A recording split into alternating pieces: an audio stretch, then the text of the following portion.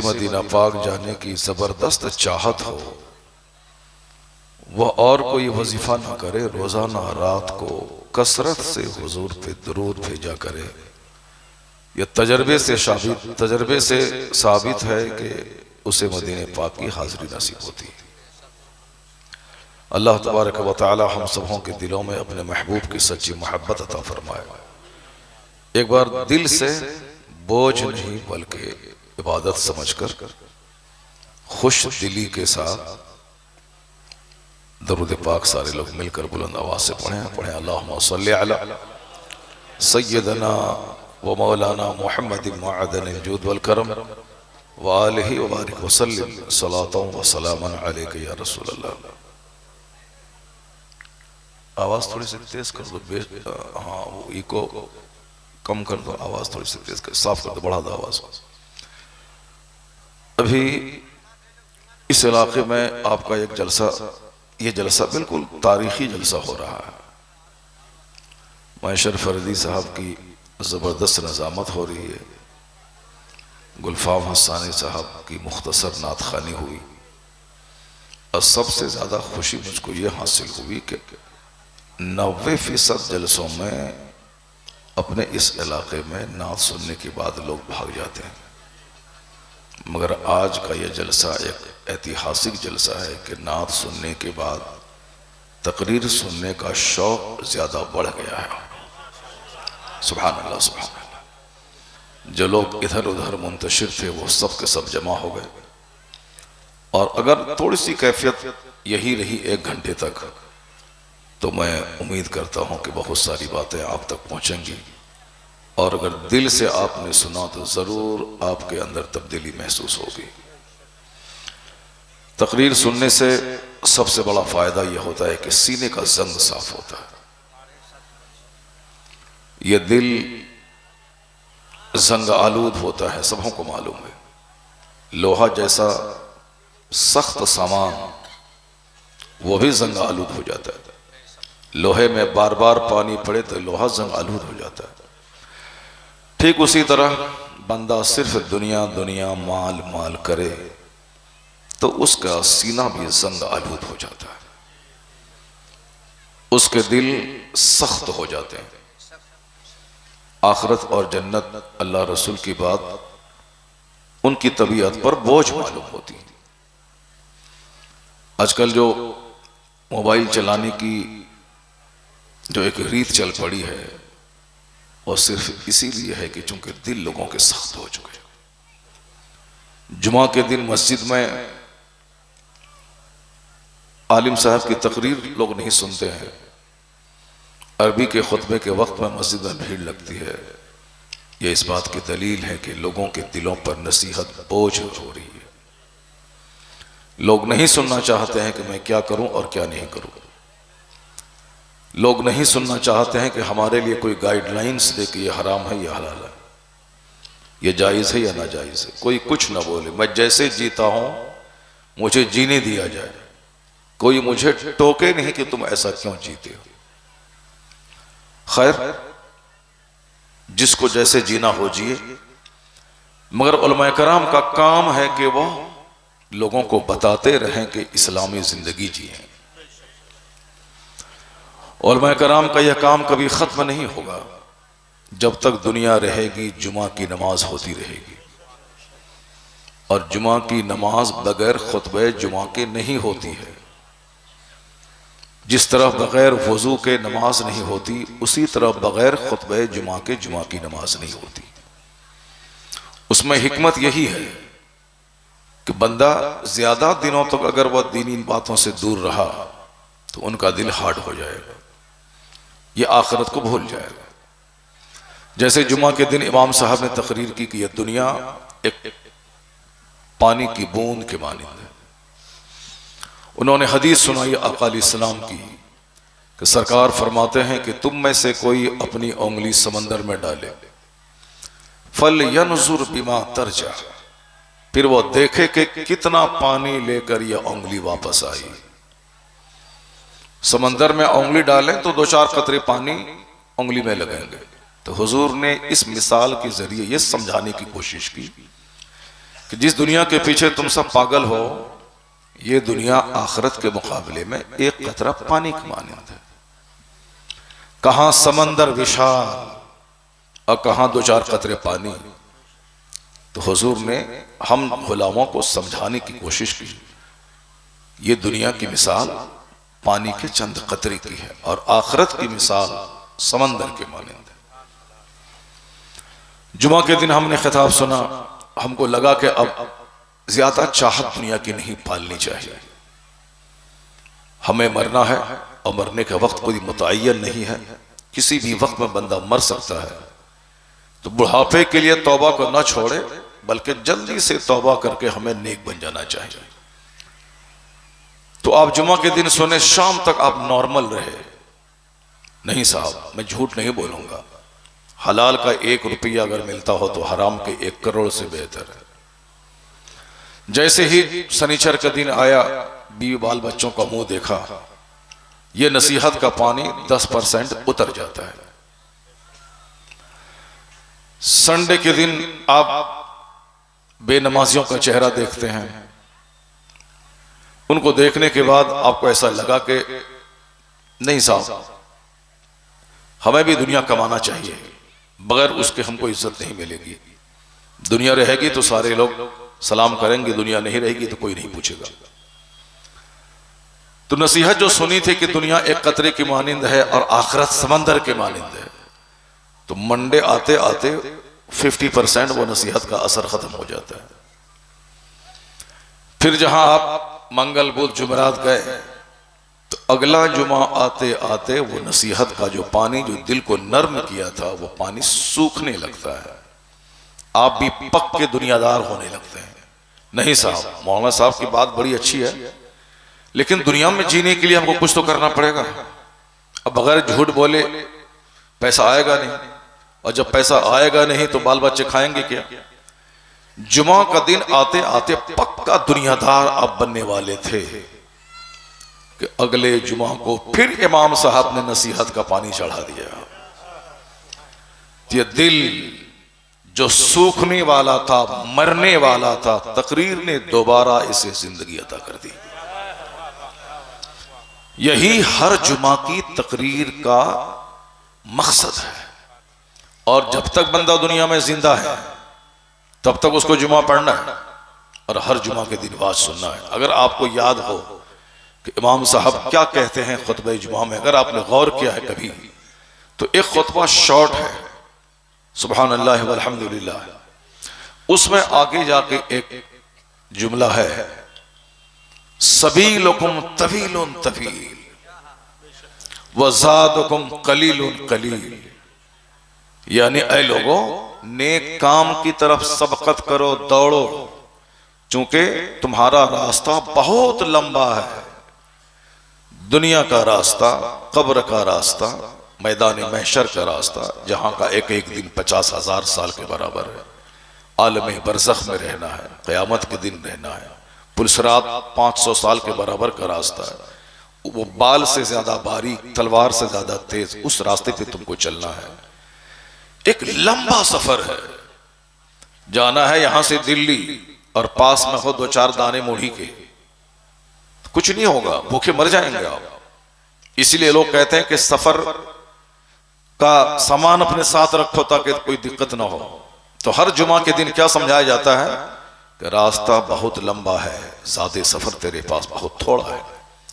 नेकियों में सबकत करो, जो मुख्तसर सी जिंदगी मिली है उसे इबादत में लगा दो, चूंकि मरने के बाद तेरी कमाई हुई सारी दौलत दुनिया में रह जाएगी, एक पैसा तू अपने साथ लेके कब्र में नहीं जाएगा। तो अब हमने जब नसीहत सुनी तो हमको हमारा दिल पसीज जाता है। उस खुतबे जुमा में एक और कुरान शरीफ की आयत सुनते हैं आप, इन्नल्लाह यअमुरु बिल अदल वल इहसान व ईताइ ज़िल क़ुरबा व यनहा अनिल फ़हशाइ वल मुनकर वल बग़य यअज़ुकुम लअल्लकुम तज़क्करून।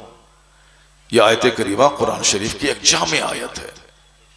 6666 कमोबेश आयतें, 114 सूरतें हैं कुरान शरीफ में, लेकिन हम आज 50 साल से यही सुनते हुए आ रहे हैं कि हर जुमा के दिन इसी एक आयत की तिलावत खुतबा खत्म होने से पहले की जाती है। इन्नल्लाह यअमुरु बिल अदल वल इहसान। मगर चूंकि आपकी तवज्जो नहीं रहती है इसलिए आपने कभी सवाल नहीं किया इमाम साहब से कि साहब आप हर खुतबे जुमा में अलग अलग आयतें क्यों नहीं पढ़ते, सिर्फ इसी एक आयत की तिलावत क्यों करते हैं। न कभी आपकी तवज्जो गई, और मुमकिन है कि इमाम साहब भी कभी इसकी तफसील आपको नहीं सुनाया हो, क्योंकि वो अरबी जबान का खुतबा है और एक रस्म के तौर पर लोग पढ़ देते हैं उसको। लेकिन सच्चाई यही है, इस आयत करीमा के बारे में जब मैं डीप में जाके डूबा और देखा तो मुफस्सिरीन फरमाते हैं कि ये इतनी जामे आयत है कि अगर इसके अलावा कोई दूसरी आयत कुरान में नाजिल नहीं भी होती तो भी जिस मकसद के लिए कुरान नाजिल हुआ है वह मकसद इसी एक आयत से पूरा हो गया होता है। यानी एक जामे कंप्लीट आयत है वो, जिसके पढ़ देने का मतलब यह हुआ कि पूरा कुरान पढ़ दिया गया। अब उसमें 3 बातों का हुक्म दिया गया है और 3 बातों से रोका गया है, और एक कंप्लीट 3 बातें हैं। इन्नल्लाह यअमुरु बिल अदल, बेशक अल्लाह तुम्हें हुक्म देता है अदल करने का, इंसाफ करने का। अदल का अपोजिट है जुल्म। अल्लाह ताला तुम्हें जुल्म से रोकता है, अल्लाह ताला तुम्हें अदल का हुक्म देता है।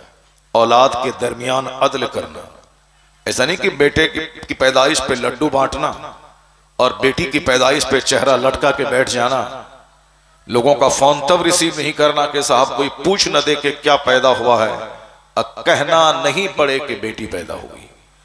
अब बेटा पैदा होने के बाद 50 दोस्तों को बिला वजह फोन करके बताना है अल्हम्दुलिल्लाह अल्लाह ने बेटा अता फरमाया, बिला वजह। जैसे कि अब्दुल्ला बेगाने की शादी में अब्दुल्ला दीवाना होता है, शादी है किसी दूसरे की, पूछ दिया कि दोस्त आ जाना, अब ये 4 दिन पहले पहुंच गया हुआ, सामान लाओ तो प्लास्टिक लाओ तो प्लेट लाओ तो ये लाओ तो वो लाओ।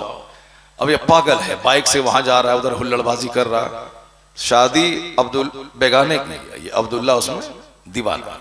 अक्सर बच्चे इसी टाइप के होते हैं, न अपनी फिक्र है कि हमें क्या करना है, न अपने मुस्तकबिल की फिक्र है, बस यूं ही मारे मारे फिरते रहना। अल्लाह हुक्म देता है अदल का, औलाद के दरमियान अदल। वालिदैन और रिश्तेदार पड़ोसी सबके हुकूक के दरमियान अदल करना। बेटा हो या बेटी, दोनों औलाद है, जरा भी फर्क आपने किया तो आप समझ जाएं कि उस औलाद की नेमत आपके लिए ज़हमत का जरिया बन जाएगी। बेटी की पैदाइश पे ज्यादा लड्डू बांटे, बेटी की पैदाइश पे ज्यादा खुशियां मनाएं। क्यों? बेटी के पैदा होने के बाद अल्लाह की खुसूसी रहमतों का नुज़ूल होता है। बेटा आजकल क्यों माँ बाप का नाफरमान हो गया मालूम है? बेटा क्यों अपनी बीवी का गुलाम हो गया? कभी तन्हाई पे गौर नहीं किए होंगे आप। बेटा ससुराल वाले का गुलाम हो गया। बूढ़ी माँ परेशान है, बेटे का मुंह देखो मगर बेटे को फुर्सत नहीं है। अपनी बहन परेशान है मगर भाई को फुर्सत नहीं कि अपनी बहन के पास मैं कॉल करूं। एक घंटे तक अपनी साली से बात करने वाला अपनी हकीकी बहन से 1 मिनट बात करने की फुर्सत नहीं है। जिस माँ ने 9 महीने पेट में रखा, जो माँ 2 साल तक खूने जिगर दूध की शक्ल में पिलाती है, जो माँ 10 साल तक नर्स की तरह पेशाब पाखाना के कपड़े धोती है, उस माँ को ठुकरा के एक औरत की खातिर अपने वतन से बेवतन हो जाना, औलाद का नाफरमान हो जाना साफ लफ्जों में, ये इसीलिए है कि चूंकि जिस बेटे के लिए आप अजमेर में दुआ मांगी थी, जिस बेटे के लिए आपने बरेली शरीफ में दुआ मांगी थी, जिस बेटे के लिए आपने पंडवा शरीफ में दुआ मांगी थी, उस बेटे की पैदाइश पे आपने खूब खुशियां मनाई थी, लेकिन बेटी की पैदाइश पे आपका चेहरा काला हो गया। बेटी की पैदाइश पे आपका चेहरा गुस्से से तमतमा गया। बेटी की पैदाइश पे आपने उसे एक बोझ समझ लिया। ये इसी की सजा है कि जिस बेटे की आमद पे तुमने खुशियां मनाई है, तुमने लड्डू तकसीम किया है कि हमारे बुढ़ापे का सहारा हो गया, अब वही बेटा तुझे धोखा देता है और बताता है कि सहारा जो बेटे में ढूंढेगा उसका हश्र ही होगा, और जो अल्लाह पर भरोसा करेगा अल्लाह उसके लिए काफी हो जाएगा। वमन यतवक्कल अलल्लाह फहुव हस्बुह, जो अल्लाह पर भरोसा करता है अल्लाह उसके लिए काफी हो जाता है। क्योंकि यहां भरोसा माल पे है, इसीलिए माल दगा देता है। एक बार 1000 कुंटल मकई की खेती हो गई, अगले साल एक छटांग भी नहीं, क्योंकि लोगों की नजर माल पे चली गई, लोगों की नजर औलाद पे चली गई। क्यों? बेटे से ज्यादा प्यार है, कमा के खिलाएगा। जबकि कुरान शरीफ का ऐलान है कि ला तक़्तुलू औलादकुम खश्यता इमलाक, गरीबी के डर से बच्चों को कत्ल मत करो, मैं तुम्हें भी रोजी देता हूं, तेरे बच्चों को भी रोजी दूंगा। अल्लाह फरमाता है फमा मिन दाब्बतिन फिल अर्द इल्ला अलल्लाहि रिज़्क़ुहा, जमीन पर चलने वाला कोई चौपाया ऐसा नहीं है जिसकी रोजी का जिम्मा अल्लाह ने न लिया हो। अल्लाह बंदर, सांप, छुछंदर सबको रोजी देता है। अल्लाह गाय, भैंस, शेर, भालू सबको रोजी देता है।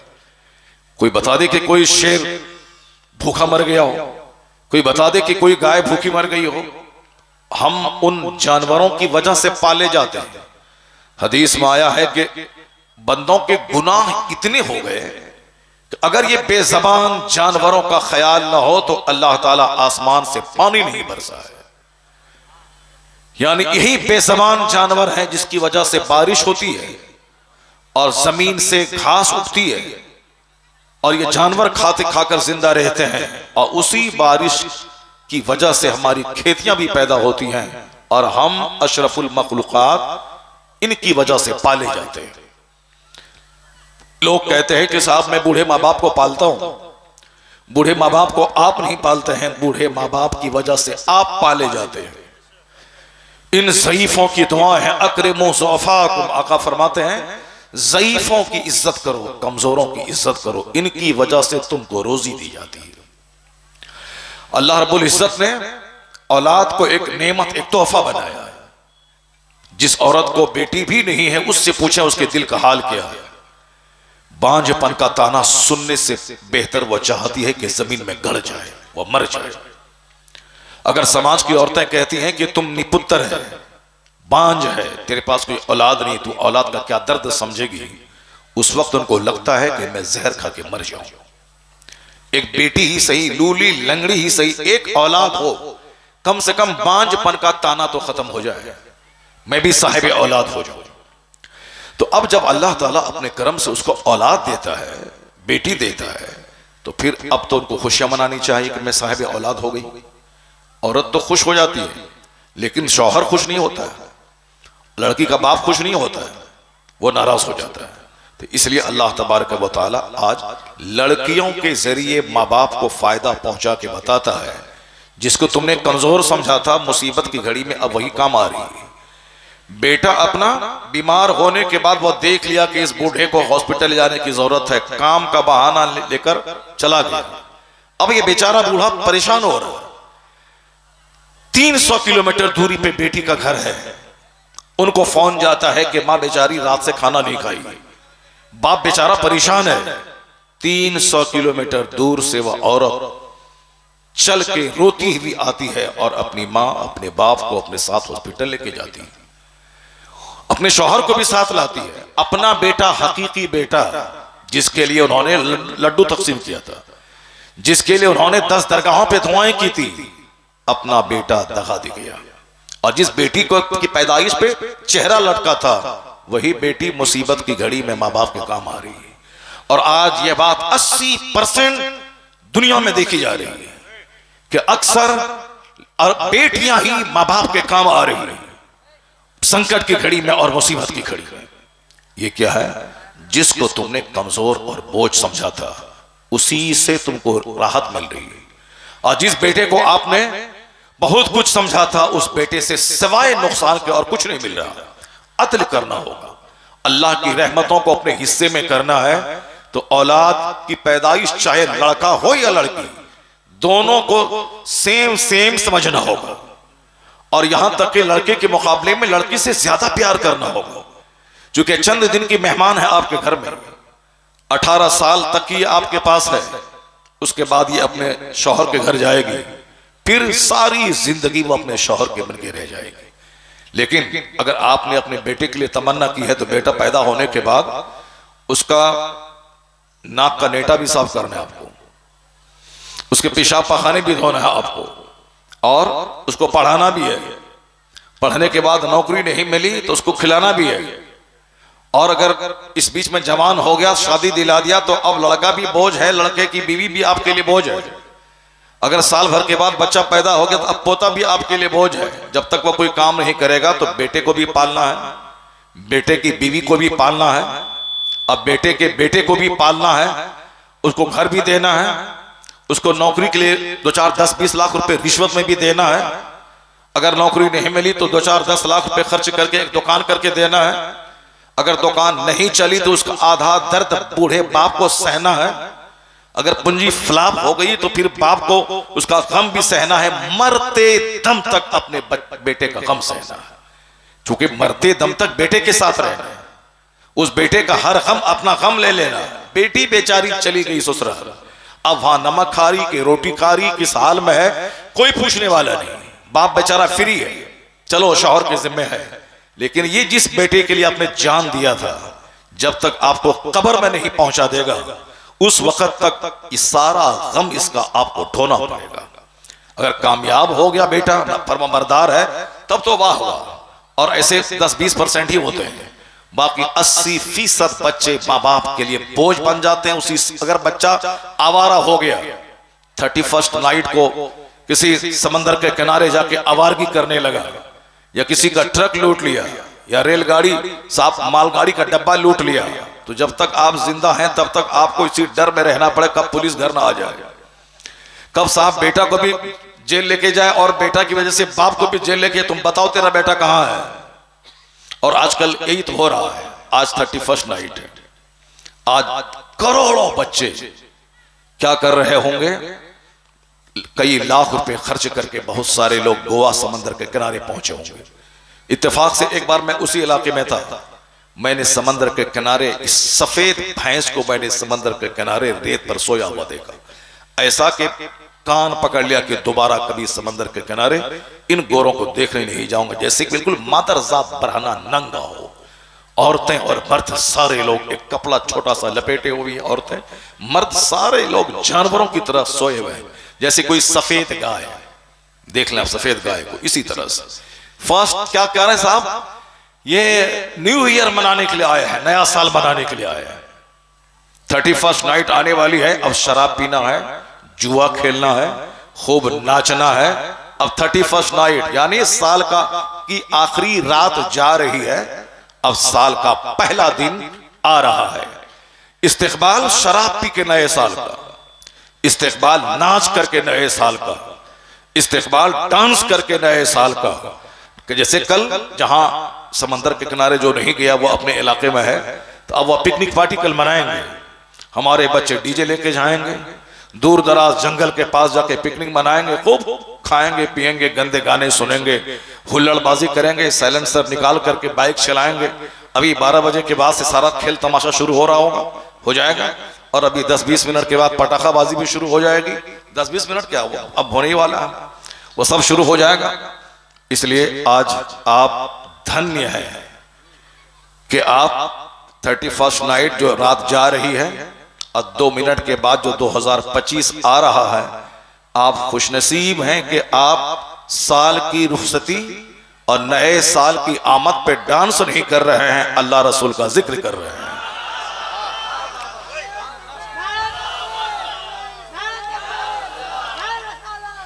खुशनसीबी पे नाज करे आप कि आपका अल्लाह करे कि 2025 इसी तरह नेकियों में बसर हो जाए, 2025 बरकतों का साल बन जाए, 2025 आपके लिए राहतों का साल बन जाए। क्योंकि साहब अगर आगाज बेहतर है तो अंजाम भी बेहतर होगा। आप नए साल का इस्तेकबाल अल्लाह का जिक्र सुन के कर रहे हैं, मुस्तफा पे दरूद पढ़ के कर रहे हैं, जन्नती महफिल में बैठ के कर रहे हैं। और फिर सबसे बड़ी बात तो यह है कि आप मुस्तफा जाने रहमत सल्लल्लाहु अलैहि वसल्लम की सीरत सुन के नए साल का आगाज कर रहे हैं, जहां चारों तरफ से फरिश्ते इस महफिल को घेरे हुए हैं। आपका जिक्र खुदा की बारगाह में हो रहा है। एक बुजुर्ग थे, वो कहते हैं कि जब मेरा खुदा मुझको याद करता है मुझको पता चल जाता है हजरत साबित बोनानी कहने लगे, जब मेरा रब मुझको याद करता है तो मुझको पता चल जाता है। लोग परेशान हो गए कि अरे अल्लाह आपको याद करता है, आपको पता कैसे चल जाता है? साबित बोनानी कहते, तुमने कुरान नहीं पढ़ा? कुरान में आया है फज़कुरूनी अज़कुरकुम, तुम मुझे याद करो मैं तुम्हें याद करूंगा। तो अल्लाह कहता है तुम मुझे याद करो मैं तुम्हें याद करूंगा। तो मैं जब अल्लाह को याद करता हूं तो मुझे यकीन है कि मेरा खुदा मुझको याद करता है। आज हम सब यहां मिल के अपने रब्बे जलील का जिक्र कर रहे हैं, अपने नबी रहमत का चर्चा कर रहे हैं, अपने मुकद्दस मजहब इस्लाम का जिक्र कर रहे हैं।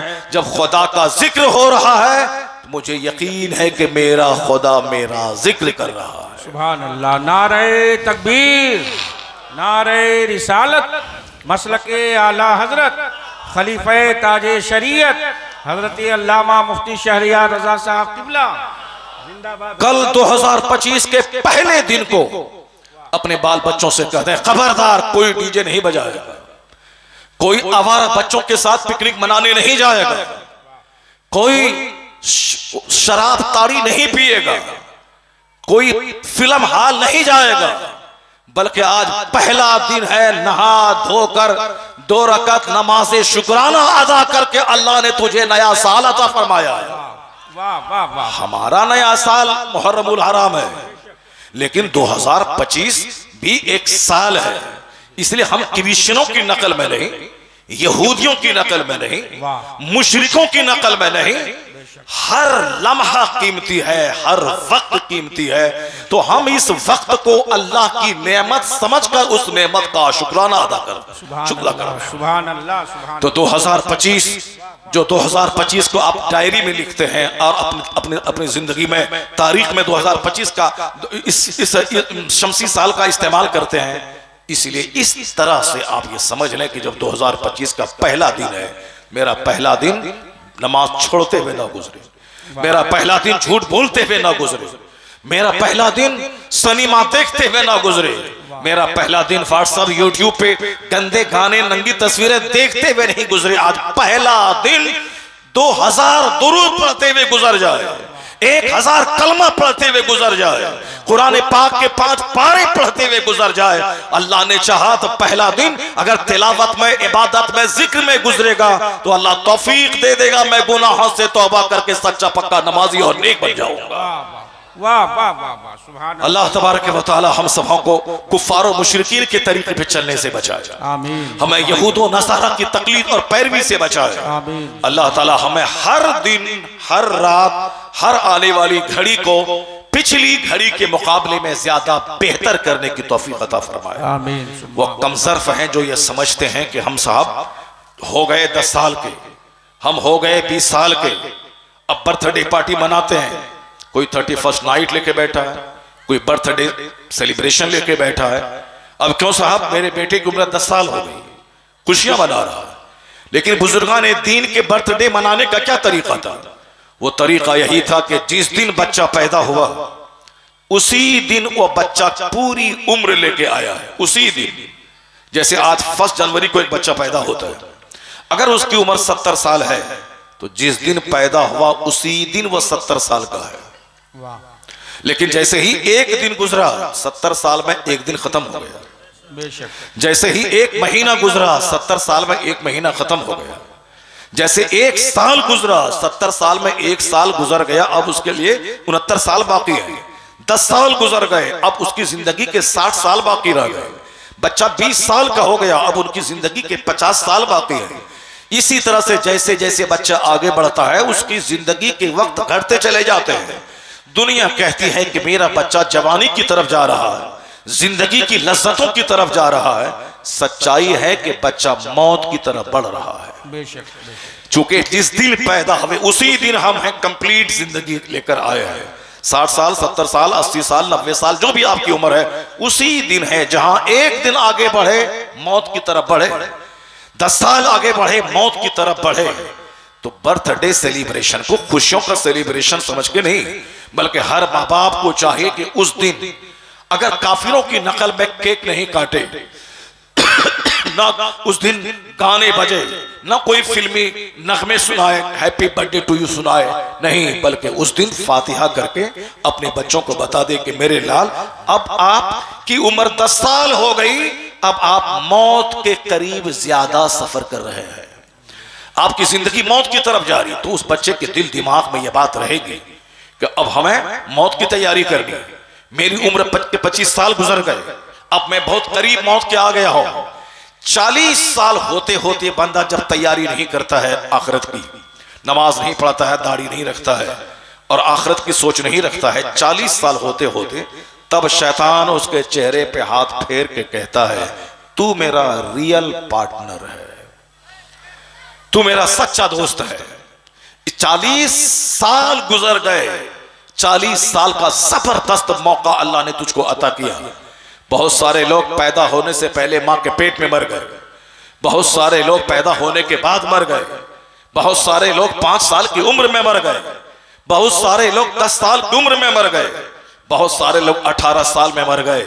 और तुमको अल्लाह ने 40 साल की लंबी जिंदगी दी, उसके बावजूद तुमने अपने आप को अल्लाह की इबादत के लिए वक्फ नहीं किया और तुम्हारे चेहरे पर इस्लामी रंग नहीं चढ़ा। इसका मतलब है कि अब शैतान का तू हकीकी दोस्त हो गया है और शैतान का जो दोस्त होगा, शैतान जहां जाएगा वहीं लेके जाएगा उस दोस्त को। शैतान जाएगा जहन्नम, शैतान के लिए बना है जहन्नम, शैतान के गले में है लानत का तौक, शैतान हमेशा के लिए वो जहन्नमी है।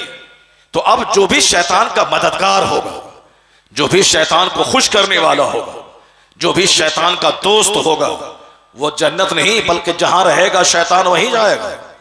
अल मरउ मअ मन अहब, a man will be with those whom he loves। हदीस में आया है कि आदमी उसी के साथ होगा जिससे वो मोहब्बत करता है। अगर शैतान से मोहब्बत किया, शैतान की राह पे चला, तो उसका हश्र शैतान के साथ होगा। अगर फिल्म के कोई एक्टर शैतान की शक्ल में नाच रहा हो और उससे किसी को मोहब्बत है तो उसका हश्र उसी के साथ होगा।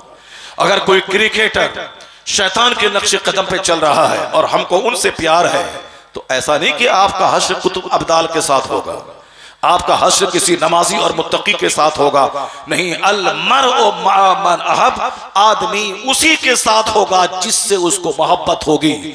इसलिए मोहब्बत करने वाले खूब गिरह बांध के रख लें। अगर फिल्म के एक्टर आपको प्यारे हैं, अगर क्रिकेटर आपको प्यारे हैं, अगर फिल्म में नाचने वाले, गाने वाले, कॉमेडियन और सिंगर आपको प्यारे हैं, अगर मुशरिकीन आपके प्यारे हैं, अगर कुफ्फार आपके प्यारे हैं, यहूद व नसारा आपके प्यारे हैं, तो फिर इन्हीं लोगों के साथ जहन्नम जाने की तैयारी आप कीजिए। क्योंकि जन्नती की पहचान है कि जन्नती को इन मुशरिकों से नहीं, जन्नतियों को जन्नतियों से प्यार होता है। अगर प्यार सरकार गरीब नवाज से हो, सरकार आला हजरत से हो, सरकार प्यार मुफ्ती आजम हिंद से प्यार हो, प्यार गौसे आजम से हो, और फिर प्यार पैरवी सिखाता है, अगर इनकी पैरवी हुई, उनसे मोहब्बत हुई, तो बस इस हदीस से पाक की रोशनी में आपका हश्र किसी गायकार के साथ नहीं होगा। अगर गौसे आजम से सच्ची मोहब्बत हुई तो मरने के बाद आपका हश्र गौसे आजम के साथ होगा। अल मरउ मअ मन अहब, आदमी उसी के साथ होगा जिससे उसको मोहब्बत होगी। इसलिए मोहब्बत का तसव्वुर बदलिए, मोहब्बत का ट्रेंड आप बदलें। मोहब्बत किसी चोर से नहीं, मोहब्बत किसी डकैत से नहीं, मोहब्बत किसी होंडा मवाली चरसी अफीम पीने वाले से नहीं, मोहब्बत किसी बेनमाजी से नहीं। आका फरमाते हैं अर रजुलु अला दीन खलीली फलयंजुर अहदुकुम मन युखालिल। फरमाते हैं कि आदमी अपने दोस्त के मजहब पर होता है, तो दोस्ती करने से पहले आदमी को चाहिए कि वह गौर करे कि दोस्ती किससे कर रहा है। अगर आपके घर में चोर का आना जाना, आपके घर में किसी डकैत का आना जाना, आपके घर में किसी शराबी का आना जाना, आपके घर में किसी काफिर का आना जाना, आपके घर में किसी आदमी का जो आपकी औरतों के सामने बेपर्दा आता जाता हो, तो आपकी इज्जत की हिफाजत मुश्किल हो जाएगी। आप अपने बाल बच्चों को तबाही से नहीं बचा पाएंगे, क्योंकि सोहबत रंग लाती है। आज लाखों मुसलमानों की बेटियां जो गैरों के साथ भाग गई, उसमें 99% वो घराना है जिस घराने में आलिमों का आना जाना नहीं होता था, जिस घराने में मशाइख का आना जाना नहीं होता था, जिस घराने में आलिमों को गाली दी जाती थी, जिस घराने में मौलवी को हरामखोर कहा जाता था, जिस घराने में मौलवियों को ज़कात खैरात कलेक्शन करने वाला समाज का बोझ माना जाता था, जिस घर में हमेशा मौलवी के खिलाफ गीबतें होती थी, उस घर के बाल बच्चों के दिमाग में आलिमों के खिलाफ नफरत। वो आलिम जो हमें जुमा के दिन जन्नत का रास्ता दिखाए, वो आलिम जो हमें ईद और बकरीद के दिन जन्नत का रास्ता दिखाए, वो आलिम जो हमारे जनाजे की नमाज पढ़ाए, वो आलिम जो निकाह का खुतबा देख के हमारा निकाह पढ़ाए, वो आलिम जो मेरी माँ के मरने के बाद उसके लिए इसाले सवाब करे, वह मौलाना जो हमारे घर में आके फातिहा करके हमारे घर के लिए बरकत की दुआएं करे, वह मौलाना गालियां सुनकर हमें राह हक दिखाए, वो अपनी जगह के छूटने का सदमा छोड़कर हमें जुमा के दिन आखिरी जुमा पढ़ा रहा हो, फिर भी वो हमें जन्नत का मार्ग दिखाता है। हमें नहीं कहता कि तुम नमाज मत पढ़ना, बल्कि कहता एक वक्त की नमाज छोड़ना हराम और गुनाह कबीरा है और जहन्नम ले जाने वाला काम है। एक मुसलमान और एक काफिर के दरमियान जो चीज फर्क पैदा करती है वह नमाज है, यानी तारीके नमाज का हश्र का कहां कैसा होगा, किसके साथ होगा, बैनल अब्द वल कुफ्र तर्कुस सलाह। तो मौलाना को आप कहते खाना बंद कर दूंगा, मगर वो हमें नमाज किस कदर से देता है। आप कहते तुम्हें यहां से निकाल दूंगा, वो हमें हमारे हराम हलाल का तरीका सिखाना नहीं छोड़ता है। इस रुए जमीन का सबसे बड़ा खैर खा, सबसे बड़ा वेल विशर, सबसे बड़ा शुभ चिंतक अगर कोई गरोह है, उसी गरोह का नाम जमात उलमा। ये आलिम हमें हर मौके पे जन्नत का रास्ता दिखाते हैं, हमें हमेशा दीन की बातें बताते हैं। तो जिस घर में आलिमों का आना जाना हुआ, जिस घर में नमाजियों का आना जाना हुआ, जिस घर में मुत्तकी लोग आके 2-4 दिन क़याम करते हैं, जिनके सजदों को हमारे बच्चे देखते हैं, जिनके दुरूद पढ़ने को हमारे बच्चे देखते हैं, जिनकी तिलावत करने को हमारे बच्चे देखते हैं, उस घराने के बच्चे को कोई काफिर लेके नहीं भागेगा, उस घराने की खवातीन को कोई मुशरिक लेके नहीं भागेगा।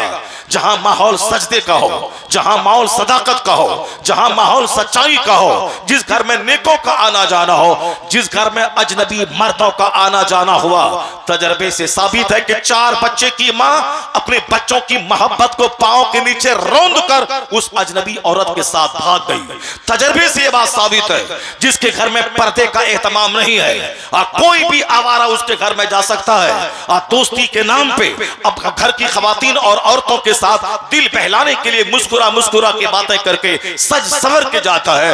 उस घर की औरतें 90% गैरों के साथ भाग गई, क्योंकि औरतों का दिल छोटा होता है, औरतों का दिल नर्म नाजुक होता है। जिसका दिल नर्म नाजुक हो वह थोड़ी सी बात सुनने के बाद वो बंदा माइल हो जाता है। औरतें लतीफ होती है, औरतें का जिस्म कमजोर होता है, औरतों की सोच कमजोर होती है, इसीलिए औरतों को बचाने की ताकीद की गई कि छत पे ना जाने दे, ताकि अजनबी मर्दों का हुस्न उसकी आंखों में ना समा जाए।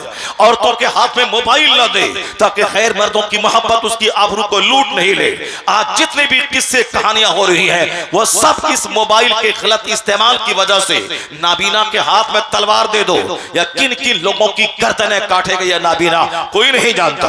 नाबीना के हाथ में तलवार देने का मतलब किसी बेखता आदमी की गर्दन कटेगी, कितने लोगों की लाशें गिरेंगी, इसलिए इसके हाथ में मोबाइल मत दे। अभी मालूम है, 3 दिन पहले एक खबर आई है, एक कुंवारी 18 साल की लड़की, माँ बाप शादी की तकरीब में गए थे और उसका अजनबी दोस्त उसका बॉयफ्रेंड को फोन से घर पे बुलाती है। फोन इसी कड़ाके की सर्दी में फोन से बुलाती है, क्योंकि फोन अगर नहीं रहता तो फिर वहां 10 किलोमीटर दूरी पे जो उसका बॉयफ्रेंड रहता है उसको खबर कैसे मिलती, वह किसके हाथ से वह खत लिख के भेजती कि मेरा बाप आज नहीं रहने वाला है और आज रात के 10 बजे तुम मेरे घर में आ जाना। इसी मोबाइल फोन का कमाल है, जो मोबाइल फोन कीमती महंगा पर्स और महंगा मोबाइल लेके घूम रहे हैं। एक मौलवी साहब बोलता है कि हमारे पास सस्ता मोबाइल है, मगर मैंने अपनी बीवी को आईफोन दिया है चलाने के लिए, आईफोन दिया है चलाने के लिए। इनके पास सस्ता मोबाइल है और बीवी के पास आईफोन है। क्यों? आईफोन में सारे तमाशे वो देखेगी। इस तरह की बातें मौलवी साहब कर रहे हैं। आईफोन मैंने दिया अपनी बीवी को और 2-4-10 दिन के बाद जब पता चले कि बीवी आईफोन पे तमाशा कर रही है, तो फिर या तो मौलाना को फांसी के फंदे पे लटकना पड़ेगा, या जहर खा के मरना पड़ेगा, या फिर उसको कबूल कर लेना पड़ेगा कि तुमको जो करना है करो और हमको जो करना है हम कर रहे हैं। तुम आईफोन पे तुम लटकी रहो और हमको जैसे रहना वैसे रहेंगे। मैं कहता हूं आपसे कि उस रिपोर्ट में क्या बताया गया कि फोन करके बॉयफ्रेंड को बुलाया गया और फिर उसके साथ पूरी रात कड़ाके की सर्दी में साहब उसके साथ रंगरलियां मनाई गई, यहां तक के चादर तक बदन पे नहीं डाला, 2-4-5 बार उसकी इज्जतों को लूटा। जब ठंड बढ़ गई तब कपाने लगी, बदन उसका बल्कि टेढ़ा हो गया, वो सर्दी की ताब न ला करके वो जान दे बैठी, लड़का फिरार हो गया। जब वह मर चुकी तो लड़का बाहर भाग चुका। अब ये बताएं कि एक कुंवारी लड़की की जान गई, आबरू गई, इज्जत गई, उसमें मैक्सिमम जिसका हाथ है वो हाथ इसी फोन, मोबाइल फोन का है। आला हजरत ने 100 साल पहले कहा था अपनी बेटियों के हाथ में कलम मत दे, क्योंकि उस वक्त कलम के जरिए लव लेटर लिखा जाता था। इसलिए आला हजरत ने कहा इस कमजोर मखलूक को हाथ में कलम मत दे, उसको लिखना मत सिखा। वह पढ़े बहार शरीयत, वह पढ़े फतवा रज़विया, वह पढ़े कानून शरीयत, वह पढ़े कंजुल ईमान, वह रोजाना तिलावत करे कुरान पाक की। आपको नहीं मालूम आज हम लोगों ने अपने घर में गरीबी की का माहौल देखकर अमीरों के पास जाके 50,000 फेंक के चले आते हैं। एक सहाबी रसूल को हजरत उस्मान गनी ने कहा कि मैं अपना माल तुझको देना चाहता हूं, बज़ाहिर तेरे घर में तंगियां नजर आ रही हैं, इसलिए मैं तुझको माल देना चाहता हूं, मैं माल से तेरी मदद करना चाहता हूं। उस सहाबी ने क्या कहा हुजूर आप माल मुझे ना दें, आपके माल की जरूरत नहीं है, मैंने अपनी बेटियों को बता दिया है कि रोजाना रात में सूरह वाक़िया की तिलावत करती रहना।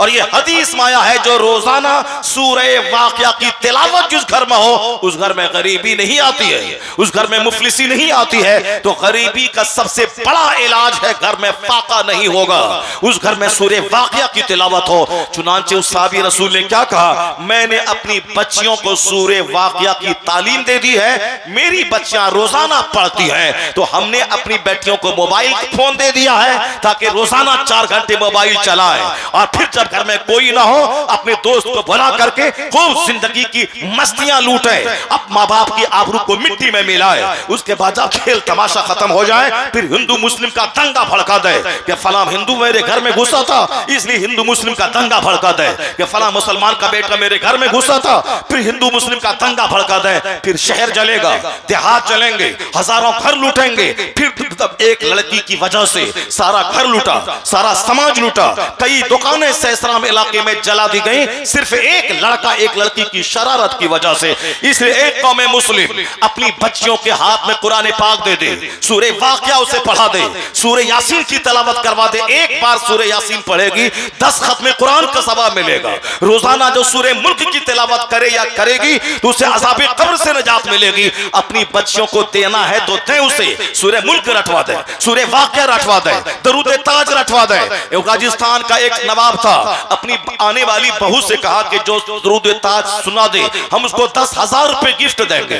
3 दिन के अंदर में उसकी बहू ने दरूद ताज याद किया, उसे 20,000 रुपए का तोहफा अपने बहू को वो दे रहा है। ये है अपने बाल बच्चों को, अपनी आने वाली बहू को कुरान पाक पढ़वाने का शौक। मजाक यहाँ चेहरा देखने के नाम पे साहब पैसे बांटे जाते हैं, और वलीमा के दिन अजनबी मर्दों के लिए अपनी बहू का चेहरा खोल दिया जाता है ताकि समाज के सारे आवारे आए इसका चेहरा देखें और 2-4 पैसा दें, और इनके चेहरे को देखकर आंख सेकें और 2-4 10 रुपए दें। जब तुमने खुद ही उसे सैंपल नमूना बना के बैठा दिया है और हर आने वालों को तमाशा बना दिया है, अगर तुम्हारी बेटियां कल बिगड़ जाए, अगर कल तुम्हारी बहू तुम्हारे काले बेटे को देखकर किसी गोरे के पीछे भाग जाए तो 100% कसूर तुम्हारा होगा। ये औरतें अमानत है, इन अमानत की हिफाजत करना हमारी जिम्मेदारी है।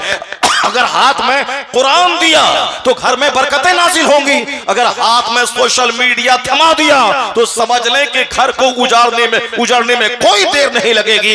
इसलिए औरतों की जबान पे गाने नहीं दुरूद जारी कर दें, जब तक आपके घर में रहेगी बरकत, और जब ससुराल चली जाएगी तो वहां भी बरकतों का नुज़ूल होता रहेगा। आने वाला 2025 हमारे और आपके लिए हमारा खुशाइंद साल होना चाहिए। अपने बाल बच्चों के हाथ में मोबाइल हरगिज़ न दे। हमारे पास 4 बेटियां हैं, 2 बेटी की शादी हो गई, 4 बेटियां हमारी आलिमा है, उसमें से 1 मुफ्तिया है। मैंने शादी होने तक, मैं शादी होने के बाद मैंने अपने से 1 फोन नहीं दिया उनको, जबकि आईफोन मैं भी दे सकता हूँ, मैं भी अपने घर में टेलीविजन अपने चारों फ्लोर में लगा सकता हूँ, मगर 1 टेलीविजन मेरे घर में नहीं है। और एक मोबाइल फोन मैंने अपनी बेटियों को नहीं दिया है। शादी हो गई 2 बेटी की, उनके शौहर ने बात करने के लिए कि मैं दूर रहता हूं, उनके शौहर ने उनको दिया है, मगर मैंने नहीं दिया है। अभी 2 बेटियां हमारी कुंवारी हैं और दोनों आलिमा हैं, मदरसे में पढ़ाती हैं एक, मगर उन्होंने भी मोबाइल का मुतालबा किया कि मैं उसमें शुरुआत वगैरह का मुताला करूंगी। मैंने कहा नहीं, मोबाइल में नहीं देखना है, आपको किताब देखना है, सारी किताबों की शुरुआत मौजूद है, उसको देखना है। आखिर हम भी तो जीते हैं, कैसे जीते हैं? इस टेक्नोलॉजी के जमाने में एक टेलीविजन मेरे घर में नहीं, इस टेक्नोलॉजी के जमाने में एक फोन मेरी बेटी के हाथ में नहीं। आखिर हम भी तो जी रहे हैं, हमारे पास भी तो ख्वाहिशात हैं, हमारे पास भी तो तमन्नाएं हैं। यहाँ घर में खाने के लिए एक दाना नहीं, मगर साहब चोरी के मोबाइल 50,000 वाले 15,000 में खरीद के अपनी बेटियों को दे दिया है। बाप के पास ब्लैक एंड व्हाइट छोटा सा मोबाइल है और बेटी को साहब उन्होंने 10,000 का महंगा मोबाइल, मल्टीमीडिया मोबाइल बेटी के हाथ में दे दिया है। और कल जब कोई ड्रामा होता है तो सर पकड़ के रोते हैं, मुफ्ती के पास दौड़ते हैं, आमिर के पास जाते हैं। नहीं होगा ऐसा। आम का पेड़ लगा के वहां से सेब का फल नहीं मिलता है, गेहूं में लगा के वहां से बासमती चावल नहीं मिलता है। हम मक्के की खेती लगा दें और 1 लाख तावीज उसमें डाल दें और सोचें यहां से साहब बासमती चावल निकलेगा, नहीं होगा। जैसी जमीन वैसी फसल, जैसा दरख्त वैसा फल, जैसा बीज आपने डाला है उसी तरह की फसल पैदा होगी। तो औलाद एक अल्लाह की बड़ी नेमत है, उस नेमत की कदर करनी होगी। अकरमू औलादकुम, हदीस में आया है, अपनी औलाद की इज्जत करो। इज्जत का मतलब उसका अच्छा नाम रखो, उसको बोझ न समझो, उसकी अच्छी नेक सीधा दाया से उसके दूध पिलाने का इंतजाम करो। अपनी बीवी को बता दे कि औलाद को तिलावत करते हुए दूध पिलाना है, दुरूद पढ़ते हुए दूध पिलाना है। गुस्से की हालत में जो औरत दूध पिलाती है उसका बच्चा गसीला होता है, उसका बच्चा जज्बाती होता है, उसका बच्चा कम शर्मीला और उसका लचीला पैदा होता है। वो बच्चा हक पूछने की जुर्रत नहीं कर पाएगा। इसलिए गुस्से की हालत में कभी कोई खातून अपने बच्चे को दूध न पिलाए, वरना सारी जिंदगी बच्चों में माँ की खसलत का असर रहेगा। क्योंकि दूध जो खून से तैयार होता है और खून आदमी जैसी ग़िज़ा खाता है उसी ग़िज़ा से ब्लड बनता है, उसी ब्लड के कतरों से दूध तैयार होता है। तो जिस तरह की औरतों का ब्लड होगा, औरतों की खसलत आदत होगी, दूध की धार के साथ वही खसलतें बच्चों में मुंतकिल होती है। सईदा सालिहा नेक ख़वातीन का असर बच्चों पे ये होता है दूध पिलाने का कि आप देखें, आप सुनते हैं, सिर्फ कहानी सुन के मजा लेके आप रह गए। आप सुनते हैं सरकार कुतुबुद्दीन बख्तियार काकी की माँ 17 पारे कुरान की हाफिजा थी। जब बच्चा पेट के अंदर था तो भी कुरान पाक की तिलावत आप करती थी, और जब बच्चा पैदा हुआ तो गोद में लेकर दूध कुरान पाक की तिलावत करते हुए दूध पिलाती थी। जब बच्चा 4 साल 4 महीने 4 दिन का हुआ और इलाके के सारे मुअज़्ज़ज़ उलमा कराम की मौजूदगी में बिस्मिल्लाह खानी की रस्म अदा की जाने लगी, तो उस्ताद ने कहा पढ़ो बेटा बिस्मिल्लाहिर रहमानिर रहीम। तो बच्चे ने बिस्मिल्लाह से शुरू करके 17 पारे कुरान पाक के सुना डाले। वह सारे मौजूद उलमा कराम दंग रह गए। पूछा उस्ताद ने कि बेटा ये कहां से सीखा? कहा मैंने अपनी माँ की गोद में याद कर लिया है। मेरी माँ रोजाना सुबह सवेरे फजर की नमाज के बाद इन कुरान पाक के पारों की तिलावत करती थी। मैंने माँ से सुन सुन के कुरान पाक को याद कर लिया। आज हमारे बच्चे 20 साल के हो जाते हैं, सुबहान रब्बियल आला उसको नहीं मालूम है, सूरह फातिहा उसको नहीं मालूम है, फिजिक्स केमिस्ट्री बायोलॉजी भी उसको नहीं मालूम है। बस सिर्फ बाप की जमीन बेचवाना है और जाके IAA BA MA करने के नाम पे शहर में आवारगी करनी है, शहर में सनीमा देखना है, दोस्ती यारी करनी है। इसलिए हमारे बच्चे न कायदे के DM बन पाते, हमारे बच्चे न कायदे का IAS ऑफिसर बन पाते, हमारे बच्चे न कायदे के लॉयर और बैरिस्टर बन पाते हैं, हमारे बच्चे न कायदे के टीचर बन पाते हैं। किसी भी फील्ड में मुसलमानों का बच्चा कामयाब नहीं है। अलबत्ता 1 लाख में एक बच्चा मास्टर बन गया तो क्या हुआ? अगर 1 करोड़ बच्चे में 2-4 बच्चे DM बन गए तो कोई रिजल्ट नहीं है। 40 करोड़ की आबादी वाले मुल्क हिंदुस्तान में अगर 35 बच्चे हर साल IAS निकालने में कामयाब होते हैं, 40 बच्चे, ये रिजल्ट बिल्कुल शून्य के बराबर है। जहां 40 करोड़ की आबादी हो उसमें कम से कम 100 बच्चे हर साल IAS ऑफिसर बनना चाहिए, तब एक छोटा सा रिजल्ट है। हमारा बच्चा करोड़ों में कोई जज बनता है, हमारे बच्चे लाखों में कोई अच्छा बैरिस्टर बनता है, हमारे बच्चे लाखों में कोई राइटर और मुसन्निफ बनता है। क्योंकि हमारे बच्चों का मुस्तकबिल इतना डार्क बना के पेश किया जाता है, माँ बाप का कल्चर उसको इतना तंग और घुटावा बना दिया जाता है, बना देता है कि वो बच्चा कोई बहुत बड़ी सोच नहीं रख पाता है। बस गांव घर के माहौल में रहकर बस वही छोटी सोच, नैरो माइंडेड रहना और दूसरों की टांग खींचने वाले माहौल में रहते हुए दूसरों की कामयाबी का मजाक उड़ाना, दूसरों की गुर्बत का मजाक उड़ाना, नौजवाना अपने बच्चों को फ्री माहौल दे, उस बच्चों के सामने कभी लड़ाई झगड़े का जिक्र न करे, कभी उन बच्चों के सामने मियां बीवी आपस में न झगड़े, कभी उन बच्चों के सामने समाज के लोगों के ताल्लुक से गीबत नहीं करे, कभी उन बच्चों के सामने किसी आलिम किसी शरीफ और किसी शेख की बुराई बयान न करे, बुराई बयान न करे। अपने बच्चों के सामने बड़े लोगों की जिंदगी का चर्चा करे। या साइकोलॉजिस्ट कहते हैं अगर बच्चों को विद्वान बनाना है, बड़े बड़े विद्वानों का जिक्र करे, विद्वानों के बचपन का जिक्र करे, विद्वानों की जवानी का जिक्र करे। और हमें चूंकि दुनिया में भी कामयाब होना है, मरने के बाद हमें जन्नत भी जाना है, तो हमें इस फील्ड के जो माहिरीन और एक्सपर्ट हैं उनकी जिंदगी बच्चों के सामने बयान करना होगा। क्या मतलब? आका इस्लाम की सीरत बयान करें, सरकार दो जहां का बचपन बयान करें, सरकार के नवासे हसनैन करीमैन का बचपन बयान करें, उनका सब्र बयान करें, उनकी आइडियोलॉजी बयान करें, उनके जीने का स्टैंडर्ड बयान करें। खवातीन के सामने सैयदा फातिमा और तमाम उम्महातुल मोमिनीन रज़ियल्लाहु अन्हुन अजमईन की जिंदगी के हालात और वाक़यात बयान करें। जब बड़ा बनाना हो तो बड़े लोगों की जिंदगी का नक्शा उनके सामने देना होगा, तब बच्चे की सोच बड़ी होगी, उसका ब्रेन बड़ा होगा, उसका हार्ट बड़ा होगा, उसकी शख्सियत बड़ी होगी। अगर कमीनों, रजीलों, खसीसों, डांसरों और चोरों की जिंदगी बयान की तो आपके बच्चों का चोर होना तय है। जिस तरह के गेहूं की फसल लगा के मकई की फसल वहां से नहीं काटी जा सकती है, उसी तरह गंदा माहौल देकर एक अच्छे कामयाब शख्सियतों का ज़ुहूर कभी नहीं हो सकता है। हमारे बुजुर्गों ने बड़ी मेहनत की औलाद पर। आका अलैहिस्सलाम के घर नवासा पैदा हुआ, आपने 7वें दिन अपने दोनों नवासों का अकीका किया, अच्छा नाम रखा, एक का नाम हसन रखा, फिर दूसरे का नाम हुसैन रखा। सर के बाल आपने मुंड दिए, सर में आपने ज़फ़रान लगाया, बाल बराबर चांदी आपने गरीबों में खैरात की। 7वें दिन आपने अकीका किया, तो मेंढा ज़बह किया। आका अलैहिस्सलाम हमेशा नवासों को सीने से लगाते थे, अपना लुआबे दहन उनके मुंह में डालते थे, उसके होंठ को चूसते थे।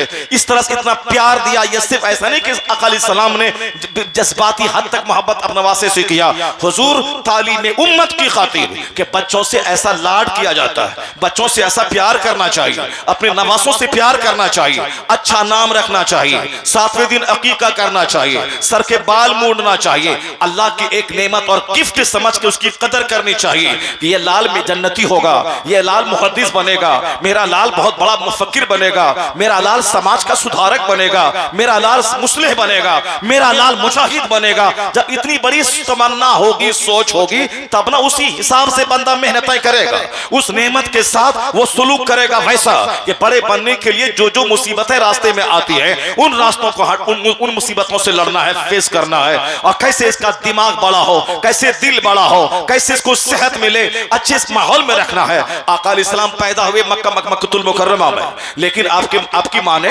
कबीले बनु साद में भेज दिया। चूंकि मक्का का माहौल था, अपने बच्चों के आला मुस्तकबिल की खातिर बच्चों को गांव देहात में भेजा करते थे। गांव देहात की फसा अच्छी होती थी, वहां की जबान फसी होती थी, इसलिए वह लोग मक्का के शहर के लोग देहातों में अपने बच्चों को भेजा करते थे।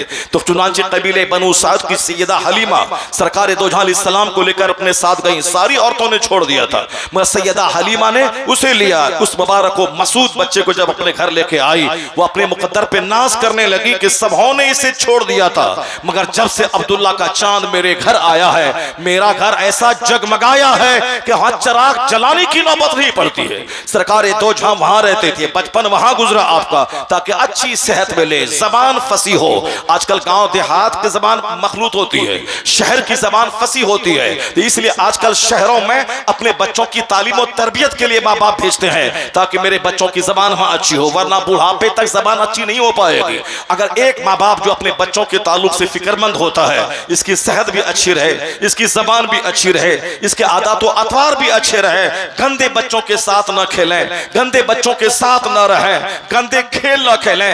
एक मिनट के लिए भी गंदे बच्चों के साथ अगर आपका बच्चा रहा तो सारी शख्सियत बच्चे की मजरूह और जख्मी वाउंडेड हो जाएगी। क्योंकि आजकल नेक बनाने के लिए बहुत मेहनतें करनी पड़ती है, मगर किसी की शख्सियत को जलाने के लिए 5 मिनट काफी है, 1 मिनट की तन्हाई काफी है। शादी ब्याह के मौके पर आपके बच्चे जाते हैं, आप सोचते हैं कि मेरे बच्चे खेलेंगे धूपेंगे, मेरे बच्चे घर में रहते थे 2-4 दिन खेल का माहौल मिल जाएगा, लेकिन शादी ब्याह के मौके पर ही बच्चों के ज्यादा बर्बाद होने के चांसेस होते हैं, क्योंकि शादी ब्याह के मौके पर आमतौर पर तमाशा होता है, आमतौर पर गंदी बातें होती हैं, आमतौर पर साफ रंगरलियां मनाने का माहौल होता है। 6-7 साल के बच्चे भी वह साफ सेक्सुअल बातें किया करते हैं। अगर थोड़ा सा मौका मिले ये छोटे छोटे बच्चे सेक्सी वर्क किया करते हैं, यानी बच्चे की शख्सियत जलकर राख हो जाती है। शादी ब्याह के मौके पर अगर ले जाना हो अपनी जवान बेटियों को कभी ना ले जाए। अब उस वक्त देखकर बड़ा ताज्जुब होता है, 70 साल की बूढ़ी वो निकाब पहने हुए है, अगर वो निकाब ना भी पहनती तो आम लोगों की कोई तवज्जो उसकी तरफ नहीं जाती। अगर सिर्फ एक दुपट्टा ओढ़े रहती कोई हर्ज की बात नहीं है, मगर 80 साल की बूढ़ी निकाब पहने हुई, साहब सिर्फ आंख खुली है, साहब आंख खुली हुई, और 18 साल की जवान खातून वो साहब क्या है 18 की पोती है या उनकी बेटी है, और या बगैर निकाब के है और बगैर बुर्के के है, बगैर मोटी चादर ओढ़े हुए शादी की महफिलों में है। चूंकि शादी हो रही है, बेटियां साथ जा रही है, वहां सहेलियों के साथ कैसी कैसी गंदी बातें, कैसे कैसे गंदे चर्चे, कैसे कैसे गंदे गाने, किस तरह से डीजे बजाने का माहौल, किस कदर फहश गीत का माहौल है। वहां से बच्ची गई शादी में, 2-4 दिन रहने के बाद लौटी है, वहां आदाब और अखलाक सब जल गए। अब वहां से एक सेक्सी इन्वायरमेंट लेके बच्ची आ रही है, उसके दिमाग में भी दूसरों से लव करने, दूसरों से प्यार करने, दूसरों से फोन से बातें करने, और फिर फोन से बातें करने, और फिर गंदे माहौल में जब पड़ जाए तो अपने आप को बेइज्जती से बचाने के लिए उसका क्या इस्तेमाल होगा, वहां से बच्चियां सीख के आती हैं। अगर कोई तुम्हारा लवर मिल जाए तो फिर निरोध का इस्तेमाल करना, ताकि तुम हामला नहीं बनोगे, तेरे बाप जलील नहीं होंगे, और फिर तेरी शादी में कोई दुश्वारी ना हो जाए, फला ने ऐसा किया। ये साहब 10, 12, 15, 20 साल की बच्चियां शादी के माहौल में घर में गई थी, वहां से वापस आके एक फहश माहौल को लेके आई है। हर माँ बाप पे लाजिम है कि अपने बच्चों पे कड़ी निगरानी करे, उनके सामने बता दे कि तेरे लिए मॉडल न कोई करीना है, न कोई कैटरीना है, न कोई हेमा मालिनी है, तेरे लिए मॉडल महबूबे इलाही की वो माँ है जो जवानी में बेवा हो गई, मगर 80 साल की उम्र तक उनके चेहरे के कोई अजनबी नहीं देखा, उनके सर से दुपट्टा नीचे नहीं हटा, पड़ोस की औरतों को खबर न थी कि राबे अस्र का चेहरा कैसा है। जब माँ इस कदर मुत्तकी थी तो फिर बेटा का तो महबूबे इलाही होना तय था, तो अल्लाह ने ऐसा महबूबे इलाही को ऐसे कमालात अता फरमाए कि बादशाह से लेके चपरासी तक सबों को तहज्जुद गुजार बना दिया महबूबे इलाही ने। जब बाप थे सैयद अहमद अली बुखारवी और माँ हुई जमाने की राबे अस्र सैयदा जुलेखा, तब बेटा दुनिया को महबूबे इलाही की शक्ल में मिला है, एक तोहफा मिला। जब माँ 17 पारे कुरान की हाफिजा थी तब बेटा कुतुबुद्दीन बख्तियार काकी नाइबे गरीब नवाज दुनिया को मिला है। जब माँ सर से लेके पांव तक नेकी का पुतला थी और बाप रात भर सजदा और दिन भर जिहाद, तब बेटा वलियों के सरदार की शक्ल में अब्दुल कादिर जिलानी की सूरत में दुनिया को मिली। और जब माँ रात भर नमाज में है, एक सजदे में सुबह हो रही है और बाप दिन भर जिहाद कर रहे हैं, जब बाप थे मौला अली और माँ हुई सैयदा फातिमा, तब बेटा तारीख रचने वाला, अपने खून से तारीख लिखने वाला इमाम हसन और इमाम हुसैन की शक्ल में जलवागर हुए हैं। नारे तकबीर, नारे रिसालत, नारे रिसालत। औलाद खुद से नहीं पलती है कि जैसे चाहे जवान हो जाए, जैसे चाहे बड़ा हो जाए। औलाद को एक गिफ्ट समझकर उस पौधे की तरह तराश खराश करना होगा, उसको वक्त पे पानी देना होगा, उसको वक्त पे जानवरों से बचाना होगा। वक्त वक्त पे जैसे आप पौधे को खाद देते हैं, यूरिया डालते हैं, उसे पानी डालते हैं, उसको जानवरों से बचाते हैं, उसकी सुरक्षा के लिए एक लकड़ी की बाउंड्री दे देते हैं, उसी तरह अपने बच्चे को एक नन्हे पौधे की तरह उसकी हिफाजत करनी होगी, उसके इर्द गिर्द एक हिसार की तरह बनना होगा, नेकियों का माहौल देना होगा। बच्चे किससे कहानी के आदि सुनने के आदि होते हैं, इसलिए उन छोटे छोटे बच्चों को अखलाकी कहानियां सुनानी होंगी, मॉडल स्टोरीज बतानी होंगी। उन मॉडल स्टोरीज में बुजुर्गान दीन की कहानियां बतानी होंगी, उन मॉडल स्टोरीज में सहाबा कराम की कहानियां बतानी होंगी, उन मॉडल स्टोरीज में शोहदा कराम की कहानियां बतानी होंगी। तब ये बच्चा आगे चलने के बाद एक कामयाब औलाद की शक्ल में, एक कामयाब समाज के फर्द की सूरत में यह बच्चा होगा। अल्लाह क्या फरमाता है? अदल का हुक्म देता है, अल्लाह एहसान का हुक्म देता है। एहसान करना है, एहसान का मतलब नेकियां करना, नेकियां करना, नेकियों का माहौल बनाना, अपने घर में नेकियों का माहौल बनाना, एहसान करना। अल्लाह ताला हुक्म देता है एहसान करने का, अदल करने का, और रिश्तेदारों को देने का हुक्म देता है। वईता इज़िल कुर्बा, अल्लाह ने एक अच्छी शख्सियत की तश्कील के लिए एक अच्छा पैगाम दिया कि रिश्तेदारों को देने की आदत डालो, लेने की नहीं। कंजूस मत बनो, बखील मत बनो, हरीस मत बनो, दूसरों के सामने हाथ मत फैलाओ, भिखारी मत बनो, बल्कि देने की आदत डालो। बचपन से देने की आदत डलवाएं बच्चों को, ताकि बच्चा सखी बन जाए, बच्चा जेनरस बन जाए, बच्चा दूसरों को देने की प्रवृत्ति उसमें हो जाए। आमतौर पर बच्चा वह दूसरों का माल लेने की छवि रखता है कि उसका चॉकलेट अपने से चॉकलेट से अच्छा है, उसका जूता अपने जूते से अच्छा है, वह लेने की सलाहियत रखता है। बच्चों की आदत और कुछ औरतों की आदत, चाहे उसके पाँव में 10,000 रुपए की शूज हो, मगर वो उससे दूसरों के पाँव में अगर 2 रुपए का शूज हो, वो शूज उसके अच्छे लगते हैं। दूसरों के हाथ का माल, दूसरों के हाथ का जेवर, दूसरों की साड़ी का कलर, दूसरों के सूट का रंग, यानी हमेशा दूसरों पे नजर रहती है। तो बाल बच्चों में सखावत की आदत डालें, बाल बच्चों में जेनरोसिटी की आदत डालें, बाल बच्चों में फयाजी की आदत डालें। वह दूसरों को दे, अपने साथियों को दे, अपने दोस्तों को दे, अपने दोस्तों को नवाजे, और फिर खुद भी आप जेनरस बने।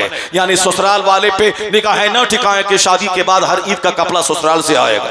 आप ससुराल वाले पे निगाहें न टिकाएं कि हमारा कारोबार कमजोर हुआ तो ससुराल वाला हमारी मदद करेगा। जो इस तरह से दूसरों पे निगाहें टिकाता है वो हमेशा कंगाल रहता है, वो हमेशा भिखारी रहता है। मैंने मुख्तसर सी जिंदगी में देखा है, मेरे पड़ोस का एक बंदा आज 50 साल से मैं देख रहा हूं, हर ईद के दिन वो निगाहें टिका के रखता है कि कब गाड़ी आएगी मेरे ससुराल से, ईदी का तोहफा लेकर, बच्चों का कपड़ा लेकर, अपना कपड़ा लेकर। बूढ़ा हो गया लेकिन अब तक निगाहें वही टिकी रहती है। बहुत सारे उस समाज के लोग जिन्होंने जवान होने के बाद कमाया, अपने बाप को भी दिया, अपने ससुर को भी दिया, अपनी माँ को भी दिया, अपनी सास की भी खिदमत की, अपनी बीवी को भी दिया, अपनी कमजोर साली की भी खिदमत किया। यह है जो जिस तरह से जीना चाहता है अल्लाह ताला उसके लिए वैसा मयार बना देता है। और जो बखील बन के जीना चाहता है, जो कंजूस बन के जीना चाहता है, जो दूसरों से लूटने का दिमाग रखता है, उसकी शख्सियत कभी निखरेगी नहीं। खाना पीना मर जाना यह काम तो जानवर भी अच्छा से कर लेता है।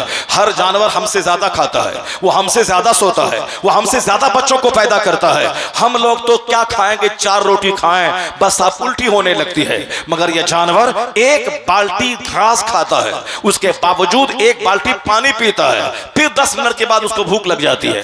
खाने का असल मजा तो जानवर लेता है, खाने का असल मजा तो जानवर लेता है। हम लोग तो 4 रोटी खाएं मतरी होने लगे। सोने का मजा तो जानवर खरगोश लेता है, खर्राटी की नींद सोता है। सोने का मजा तो कुत्ता लेता है, रात भर हुल्लड़बाजी करता है।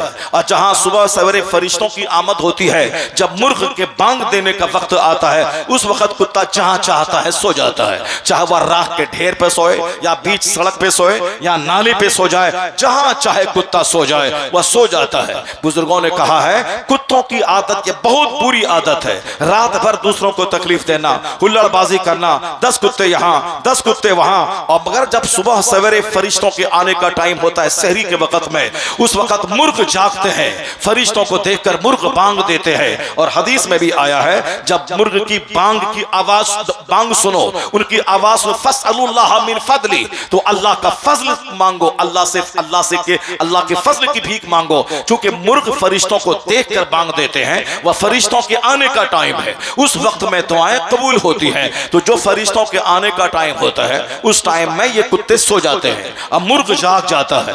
रात भर मुर्ग खामोश रहता है और सहरी के वक्त में मुर्ग बांग देने लगता है, इसलिए कि फरिश्तों के आने का वक्त है। तो कहते हैं अच्छी आदत वो है जो इशा के बाद फौरन बंदा सो जाए और फिर रात के आखिरी पहर में जाग जाए, और जागने के बाद जब देखे मुर्ग बांग दे रहे हैं उस वक्त 2 रकात नमाज पढ़ के अल्लाह से अल्लाह का फजल मांगे। वह दुआ की कबूलियत की घड़ी है, वह फरिश्तों के आने का टाइम है, दुआ की कबूलियत की घड़ी है। अब कहते हैं कि साहब ये अच्छे लोगों की खसलत है, इशा के बाद सोए और फजर से पहले जाग जाए ताकि सेहत भी अच्छी रहे, अल्लाह का फजल भी उसके हिस्से में आए और अल्लाह के फजल का सवाल भी करे। कहते हैं इसके बरक्स उसकी आदत कुत्तों की तरह है जो रात भर हुल्लड़बाजी करे, दूसरों की नींद खराब करे, ऊंची आवाज आवाज में गाने सुने, दो चीख चिल्लाएं और लड़ाई झगड़े करें। और जब शहर का वक्त आया फरिश्तों के आने का, रात भर मोबाइल चलाया, रात के 2 बजे तक टेलीविजन पे साहब खबरों के नाम पे गंदे मनाजिर देखा। और जब थक गई आंखें, 3 बजे सुबह वह सो गया।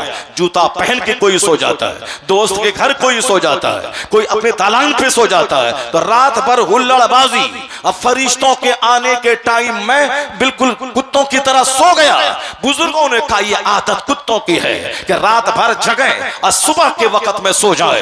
इसलिए कहा अब बुला अच्छी आदत वो है कि ईशा के बाद फौरी सो जाए, उसके बाद सहर के वक्त में बंदा जाग जाए।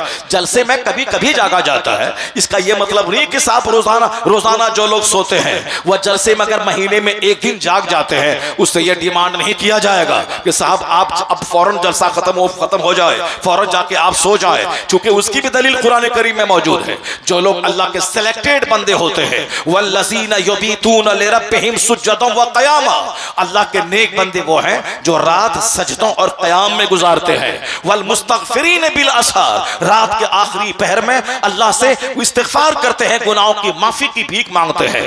और फिर कुरान शरीफ में आया है ततजाफ़ा जुनूबुहुम अनिल मदाजिअ यदऊना रब्बहुम खौफन व तमआ, उन नेक लोगों की करवटें अपनी ख्वाबगाहों से अलग हो जाती हैं, ख्वाबगाहों से अलग हो जाती है, अल्लाह के खौफ से इबादत में मसरूफ हो जाते हैं। क्या मतलब? नेक लोग रात को जाग के इबादत करते हैं, नेक लोग रात सजदे और क़याम में गुजारते हैं, नेक लोग रात के आखिरी पहर में इस्तिग़फ़ार करते हैं। तो कुरान पाक की ये आयतें बता रही है कि जो सिलेक्टेड बंदे हैं वो अगर रात भर अल्लाह की इबादत करें कोई हर्ज की बात नहीं है, मगर आदत ये बना ले इशा पढ़े सो जाए, फिर उठे इबादत करे, फिर उसके बाद थोड़ी देर आराम करे, फिर फजर के लिए जाग जाए। आज जो लोग इशा भी नहीं पढ़ता है, जो लोग फजर भी नहीं पढ़ते हैं, अगर वह लोग 2-4 घंटे जलसे में आके बैठ गए और दीन का जिक्र सुन लिया तो कम से कम इतना तो है कि फजर नहीं पढ़ा बहुत बड़ा गुनाह, इशा नहीं पढ़ा बहुत बड़ा गुनाह किया। लेकिन ये 4 घंटे बैठकर जो अल्लाह का जिक्र सुनता रहा, नेक बंदों का चर्चा सुनता रहा, कम से कम इस पाप भरी जिंदगी में 4 घंटे ऐसे तो गुजर गए कि जिसमें कोई गुनाह का गुजर नहीं हुआ, नेकियां ही नेकियां होती रही। इतना तो हो गया ये 4 घंटे जिसमें ज़बान अल्लाह का जिक्र करती रही, कान अल्लाह का जिक्र सुनता रहा, आंख नेक लोगों का चेहरा देखती रही। ये 4 घंटे तो कम से कम कीमती गुजर गए। जब 500 रुपए देकर 3 घंटे सिनेमा हॉल में आंख को ज़िना करवाते हुए गुजारा जा सकता है और कान को गंदे गाने सुनवा के गुजारा जा सकता है, वहां कोई नानी मरे किसी की जो बोले, या 3 घंटे का इतना लंबा टाइम तूने कैसे बर्बाद किया, गुनाह के माहौल में बर्बाद किया। तुमने आंख में बरहना तस्वीरें सजा के आंख को ज़िना के कीड़ों से मसमूम करते हुए तुमने 3 घंटे गुजार दिया। अब पैसे दे के तुमने गुजार दिया। यहाँ पैसे दे के नहीं आना है, यहाँ फ्री में आना है, यहाँ फ्री चाय पीनी है, यहाँ साहब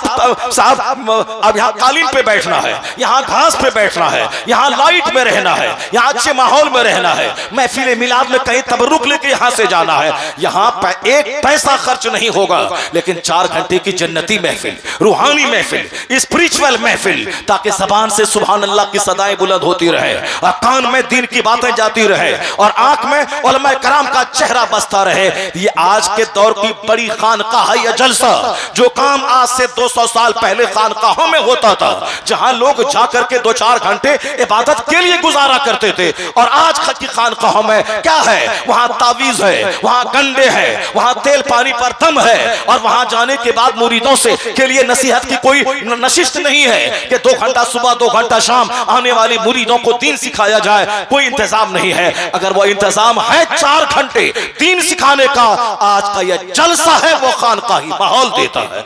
इसलिए इस जलसे को एक मोबाइल खानका का नाम दिया जा सकता है, इस जलसे को एक मोबाइल मदरसे का नाम दिया जा सकता है कि मदरसों में गरीबों के बच्चे पढ़ते हैं, आम लोग काश्तकार खेतीबाड़ी करने वाले फैक्ट्री में काम करने वाले नहीं मदरसे में जाते हैं, उन्हें तो काम से मतलब है। इसी जलसे के बहाने कम से कम 1 घंटा बैठ हो जाता है, वह 2 घंटा दीन सुन तो लेता है, उसके दिल कम से कम सीना हिल हो जाता है। जब उसकी बुराई की मजम्मत की जाती है, मतली आती है, मगर घर जाने के बाद सोचता तो है कि मुझको क्या करना चाहिए, मैं क्या कर रहा हूं। एहसास जगाने की महफिल, दिल और दिमाग को सुकून देने की महफिल। और बताएं इस जलसे में आने के बाद कितना सुकून मिलता है।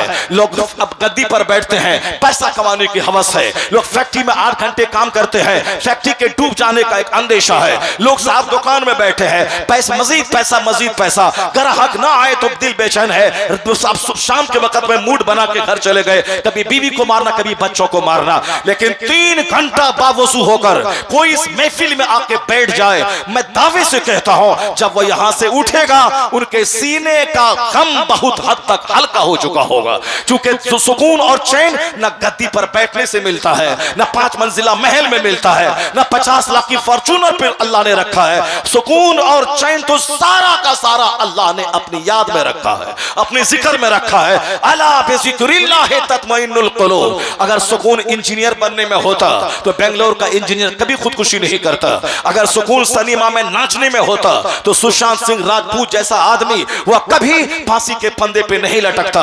अगर सुकून सिर्फ जीन्स और टी शर्ट पहन के अपने हुस्न को दिखाने में मिलता तो बंबई की स्मार्ट गर्ल वह कभी उसकी सड़ी हुई लाश उसके घर से नहीं निकलती। अगर सुकून आईएएस ऑफिसर बनने में हो गया होता, मैंने आज ही पढ़ा डीके शर्मा जैसा आदमी जो 1985 की दहाई में दिल्ली का आईएएस ऑफिसर हुआ करता था, बहुत बड़ा आईएएस ऑफिसर, यानी जो एक नाम था उसका।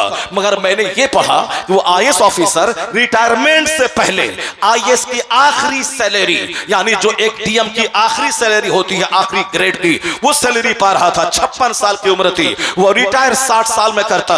अभी नौकरी 4 साल की बाकी थी, लेकिन उसके कमरे से पंखे पर लटकी हुई उसकी लाश निकली। उसकी बीवी हिना विश्वास ने, उन्होंने फोन करके पुलिस वालों को बुलाया। जब कमरे तोड़कर दाखिल हुई, आईएएस ऑफिसर डीके विश्वास, उसका इंतकाल, वो फांसी के फंदे पे लटक गया है। हिंदुस्तान में the times of India, Hindustan times, तमाम अखबारात में उसकी खबरें छपी। आईएएस ऑफिसर, डीएम बनने वाला। अभी तो आपने इंजीनियर की कहानी सुनी, अभी 10 दिन पहले जो बेंगलोर का इंजीनियर जो खुदकुशी करके मारा। 1985 में आईएएस ऑफिसर जो आखिरी सैलरी पाके रिटायरमेंट के करीब पहुंचने वाला था, उन्होंने अपनी जान दे दी, खुद पंखे पे लटक गया। चपरासी कोई लटके तो चलो ठीक है, आमदनी उतनी नहीं है, सब पांव ढकता है तो सर खुलता है, सर ढकता है तो पांव खुलता है। अगर कपड़े बनाते हैं तो फिर वो अच्छा राशन वाले का कर्ज नहीं चुका पाता है, स्कूल की फीस बच्चों की नहीं दे पाता है। जिंदगी की तकलीफों से झुंझला के ये चपरासी जान दे गया। जिसको नौकरी नहीं मिली वह बेरोजगार नौजवान जान दे दिया, अगरचे नहीं देना चाहिए लेकिन जान दे दिया। नौकरी नहीं मिली, नौकरी की तलाश में थक के खाता रहा, यहां वहां जाता रहा, अब वह झुंझला के अपनी जान दे दी। एक लड़का लड़की की मोहब्बत में पागल रहा, लड़की नहीं मिली, वह जान दे दिया। इस तरह की बातें तो हमेशा आप सुनते रहते हैं। मैंने एक बहुत बड़ा हैंडसम स्मार्ट लड़के को मैंने देखा, एक गैर मुस्लिम लड़की से मोहब्बत हुई। वह लड़की अपने बाप के पास सिंगापुर चली गई। उस लड़के ने अपने घर के बाजू से गुजरती हुई ट्रेन की पटरी पर सर दिया और वहीं कट गया। वो लड़का मेरे पास आया था, अपना दर्द बयान किया था, मैंने उसके दर्द के हल करने की बातें उसको बताई थी, लेकिन प्यार में थोड़ा सा धोखा हुआ, उसने अपनी जान दे दी। वो लड़की तो अपने बाप के पास सिंगापुर में रही, ये खुद अपनी जान दे गया। माँ और बाप के सारे अरमानों पे पानी फेर के चला गया।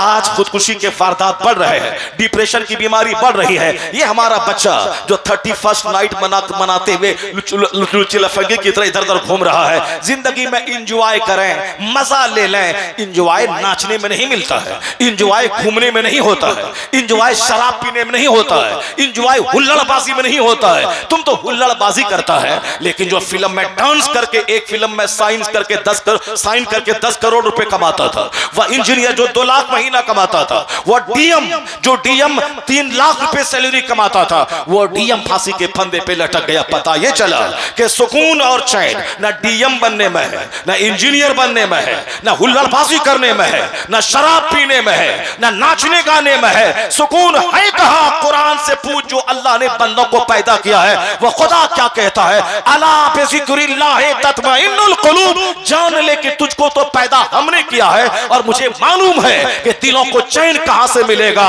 दिलों को चैन ना फॉर्च्यूनर पे बैठने में, दिलों को सुकून ना 120 मंजिला मकान बनाने में। ये सारा सुकून अल्लाह ने अपनी याद में रखा है। जिस घर में तिलावत हो, जहां मुराकबा हो, जहां मुहासबा हो, जहां अपने अमाल का हिसाब व किताब हो, वहां अल्लाह ने सुकून रखा है। सुकून, परफेक्ट सुकून या तो जन्नत में है या फिर उस जन्नत की तैयारी में है, इसके अलावा नहीं है सुकून। जब तक मकान नहीं बना है तब तक थोड़ा सा मजा मिलता है कि चलो हमने मकान बनाया है, मकान की हमने तैयारी की है, मकान मेरा बन रहा है। लेकिन जब मकान बनते बनते उसकी उम्र के बहुत बड़ा हिस्सा उम्र का गुजर जाता है। फिर जब वो मकान बन के मुकम्मल होता है तब नई नई ख्वाहिशात और दो चार जन्म ले लेती हैं। फला आदमी के पास मकान है, उसके दरवाजे पे XL6 है, उसके दरवाजे पे एर्टिगा है, उसके दरवाजे पे इनोवा है। मेरे दरवाजे पे अगर वो गाड़ी ना हो तो मेरा दरवाजा बेरंग लगता है। अब वहां से एक गाड़ी का शौक पैदा होता है। अब उसके चक्कर में उसके 5 साल निकल जाते हैं, उसका किस्त अदा करने में उसके 10 साल निकल जाते हैं।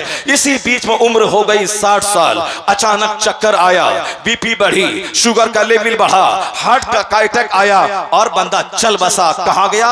एक हसरत, एक मायूस होकर नाकाम सी जिंदगी गुजार कर दुनिया से चला गया। ना जिंदगी में जो मकान बनाया था 25 साल में, ना कायदे से उसमें रह सका, ना उन्होंने जो गाड़ी खरीदी थी उसका कर्ज चुका के ना गाड़ी पे ठीक से चल सका। अब गया वहां जहां मकान तो नहीं है, अलबत्ता मकान बनाने में जो नमाज छूटी उसका गुनाह वहां है। वहां मकान तो नहीं है, अलबत्ता मकान बनाने में जितने झूठ बोले गए उस झूठ का गुनाह उसके साथ में है। अलबत्ता वहां आराम तो नहीं मिलेगा उसको। उन्होंने मकान बनाने में जितने रोजे कज़ा किए उसके गुनाह वहां मौजूद है। उन्होंने ख्वाहिशात की तकमील की राहों में जितना दूर आगे बढ़ा वो सारे गुनाह उसके पास मौजूद है। मकान नहीं रहा, गुनाह मौजूद है। मकान नहीं रहा मगर वहां सारे पाप मौजूद है जो मकान बनाने के क्रम में उसने किया है। उससे बड़ा अहमक, उससे बड़ा नादान कौन है? लोग कहते हैं हाँ हाँ बाल बच्चे तो रहेगा, ये भले जहन्नम की आग में जले या वहां आग का ईंधन बन जाए या आग की जंजीर उसको डाल दिया जाए, मगर बाल बच्चे उसके मकान बनाए हुए मकान में ऐश करेंगे और रात रात भर फिल्में देखेंगे और इसका गुनाह मिला करके उसके नामे अमाल में लिखा जाएगा कि तुमने एक महफूज पनाहगाह अपने बच्चों को दे दिया और तेरे बनाए हुए मकान में तेरे बच्चे नमाज तो नहीं पढ़ते हैं, अलबत्ता रात रात भर जाके ब्लू फिल्में देखते हैं। ये सारा गुनाह उस मकान बनाने वाले बाप को होता रहेगा। बस दूसरों के चक्कर में अपनी जन्नत में आग लगा दी, दूसरों के चक्कर में अपनी आखिरत को तबाह बर्बाद कर डाला। और इसी को पैगंबर आज़म ने फरमाया मिन शर्रि नासे मंज़िलतै यौमल क़यामा अज़हबा आखिरतहु बेदुनिया गैरिही। क्या कहते सरकार? क़यामत के दिन मर्तबे के एतबार से सबसे बुरा आदमी वो होगा जो दूसरों की दुनिया बनाने के चक्कर में अपनी आखिरत में आग लगा दी हो, अपनी आखिरत को तबाह बर्बाद कर दिया हो। मिन शर्रि नासे मंज़िलतै यौमल क़यामा अज़हबा आखिरतहु बेदुनिया गैरिही। लोगों में मर्तबे के एतबार से सबसे बुरा शख्स वो है जो दूसरों की दुनिया सजाने के लिए अपनी जिंदगी को अपनी जन्नत को तबाह कर दिया हो, अपनी आखिरत को बर्बाद कर दिया हो। तो इसका मतलब यह निकला कि बच्चों को पाला जाएगा मगर अपनी आखिरत बचा के, बीवी को पाला जाएगा मगर अपनी जन्नत बचा के, मकान बनाया जाएगा मगर अपनी जन्नत बचा के, अल्लाह तौफीक दे तो गाड़ी खरीदी जाएगी मगर अपनी जन्नत बचा के, अल्लाह तौफीक दे तो मार्केट बनाया जाएगा मगर अपनी जन्नत बचा के, अपनी जन्नत लुटा के, नमाज रोज़े हज ज़कात लुटा के दूसरों की दुनिया की फिक्र करने वाला सबसे दर्दनाक अजाब क़यामत के दिन झेलेगा कि आराम कोई दूसरा करे और उसके बदले में अजाब इसको दिया जाए। तो अक्लमंदी का तकाजा है कि दौलत जमा की जाएगी नमाज के साथ, दौलत जमा की जाएगी रोज़े के साथ, दौलत जमा की जाएगी अपने हज के साथ, दौलत जमा की जाएगी इबादत और तिलावत के साथ, दौलत जमा की जाएगी सदाकत और सच्चाई के साथ, दौलत जमा की जाएगी हराम तरीके से नहीं हलाल तरीके से। अगर बंदा इस सोच को लेके चले तो अल्लाह दुनिया में भी खुशहाल रखेगा, दूसरों का मोहताज नहीं रखेगा। क्योंकि अल्लाह ने तिजारत में बरकतें अता की हैं, हराम खोरी में बरकतें नहीं रखी है, सूद में बरकत नहीं है, सट्टे में बरकत नहीं है, जुआ में बरकत नहीं है। अल्लाह सूद को मिटाता है और तिजारत को बढ़ाता है। यमहकुल्लाहु रिबा व युरबी सदक़ात। अल्लाह सदक़े को बढ़ाता है, अल्लाह सूद को मिटाता है। हराम में बरकत नहीं है, हराम कमाई से हज करे हज कबूल ना होगा, हराम कमाई से 50 करोड़ रुपए का लंगर लूटे लंगर चलाए नहीं कबूल होगा। क्योंकि हराम कमाई को खैरात करना यह खुद एक जुर्म अजीम है। उसने उस हराम कमाई को खैरात करके वो कैसे सवाब की नियत कर लिया। हराम कमाई से बंदा हज और उम्रे को जाता है, फरिश्ता कहता है ला लब्बैक वाला सादिक, न तेरा हज कबूल है न तेरी हाजिरी कबूल है।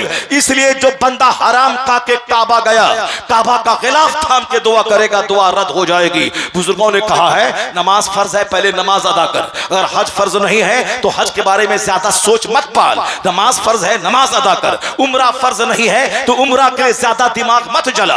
हज जब फर्ज हो जाए तो हज जाके करना, हज के साथ उम्रा भी है, उम्रा भी हो जाएगा। लेकिन अलग से हज फर्ज है नहीं करना है और उम्रा के लिए दौड़े जाना है। फर्ज अदा ना करे, नफल के लिए जाए, अपना रोजा ना रखे, लोगों को इफ्तार करवाए, वह ज़कात ज़कात की रकम ना निकाले, वह एक बोरी सीमेंट दे, कोई नफल कबूल नहीं होता है जब तक कि बंदा फर्ज ना अदा करे। नमाज फर्ज छोड़कर वह रात भर शबे बारात में नफल पढ़ता रहे, नहीं कबूल होगा। वह रोजा छोड़कर 1 लाख आदमी को इफ्तार करवाए, नहीं कबूल होगा। वह अपना हज छोड़कर 50 आदमी को हज और उम्रा के लिए भेजे, नहीं कबूल होगा। आला हजरत फाज़िल बरेलवी रज़ी अल्लाह ताला अन्हु लिखते हैं को नफल मुअल्लक रहता है जब तक कि बंदा फर्ज न अदा करे। नमाज फर्ज है, जो फर्ज है वो अदा नहीं कर रहे हैं, और उम्रा जो फर्ज नहीं है उसके लिए बेचैन और लालायित हो रहे हैं, और दूसरों से चंदा मांग रहे हैं, पैसे की भीख मांग रहे हैं, या किसी भी तरह इस्लामी सोच नहीं हो सकती है। फर्ज जो है उस पर वो नहीं अदा करना है, नफल की तरफ भागना है। इसका मतलब है नुमाइश, इसका मतलब है दिखावा, इसका मतलब है एग्जीबिशन, इसका मतलब है रियाकारी, और रियाकारी का अंजाम है जहन्नम। क़यामत के दिन 3 लोगों को जो सबसे पहले जिसका मुकदमा दर्ज होगा, उसमें एक वह शख्स होगा जिसको अल्लाह ने जवानी दी होगी, ताकत दी होगी। अल्लाह पूछेगा कि बंदे मैंने तुझको जवानी दी, तुझको मैंने ताकत दी, ये बता के तूने इस ताकत का क्या इस्तेमाल किया। बंदा बोलेगा इलाही कातल तो फी का हद तुशहिद, तो मैंने तेरी राह में जंग की, मैंने जिहाद किया, यहां तक कि मैं शहीद हो गया, कत्ल कर दिया गया। एक बंदा मैदान जंग में जा रहा और गर्दन भी कट रही है, खून में लथपथ है, बज़ाहिर वो शहीद हो गया, लेकिन अल्लाह ताला क्या फरमाया क़यामत के दिन, तूने जंग की, तूने लड़ाई की, इसलिए लड़ाई की ताकि दुनिया में तेरा चर्चा हो जाए, ये बहुत बड़ा वीर है, बहुत बड़ा बहादुर है। जो काम पूरे इलाके के किसी मुसलमान नौजवान ने नहीं की, वह काम इसने कर दिया। तो तूने शहादत जो पाई है वह मेरी मोहब्बत में तू शहीद नहीं हुआ, तू दूसरों के नजदीक अपनी नेकी का चर्चा करने के लिए तूने जंग की और तू शहीद हुआ। इसलिए हुक्म होगा इसे नाक के बल घसीट कर जहन्नम में डाल दिया जाए। फिर हुक्म होगा फरिश्ते मुंह के बल घसीट कर उसको जहन्नम की आग में डाल देंगे। मैदान में भी जाएं, अपनी जवानी लुटाएं, गर्दन कटाएं और जहन्नम की आग में जाके जलें। क्या मतलब हुआ? मतलब हुआ इंटेंशन, यानी गंदी नीयत। आज इसी नीयत ने सबको तबाह बर्बाद करके रख दिया। आज साहब हज को जाते हैं, लोग वहां सेल्फी लेते हैं, वह सेल्फी को दोस्तों में शेयर करते हैं और क्या वो हालत एहराम में रहते हैं, खाने काबा के सामने फोटो लेते हैं, क्या क्या क्या सोचकर, ताकि हमने पैसा खर्च किया है 1 लाख रुपए, कम से कम 1 लाख आदमी जान जाए कि मैं उम्रा के लिए आया हूं। अब यह क़यामत के दिन जब देखेगा उम्रा की सारी नेकियां लुट गई है, एक नेकी उसके नामे अमाल में नहीं है, यह बंदा बोलेगा मेरी नेकियां मैंने 5 उम्रे किए हैं। जवाब मिलेगा तुमने मेरे लिए तो नहीं किया था, तुमने दूसरों को सुनाने के लिए, दूसरों को दिखाने के लिए किया था। तो उम्रा भी करे, टाइम भी जाए, पैसा भी खर्च हो, थोड़ी सी नीयत खराब हुई तो सारी नेकियां तबाह हो बर्बाद हो जाए। इस्लाम नीयत पे बहुत जोर देता है, नीयतुल मोमिन खैरुम मिन अमली, मोमिन का इंटेंशन उसके अमल से बेहतर है। और आज नीयत खराब हो गई, जलसा जुलूस कराने की नीयत, मस्जिद की तामीर की नीयत, समाज की सरदारी की नीयत, मदरसा कायम करने की नीयत, मस्जिद में मार्बल लगाने की नीयत, अपने पीर साहब के आगे पीछे करने की नीयत, तमाम नीयतों में फसादे नीयत का दखल है।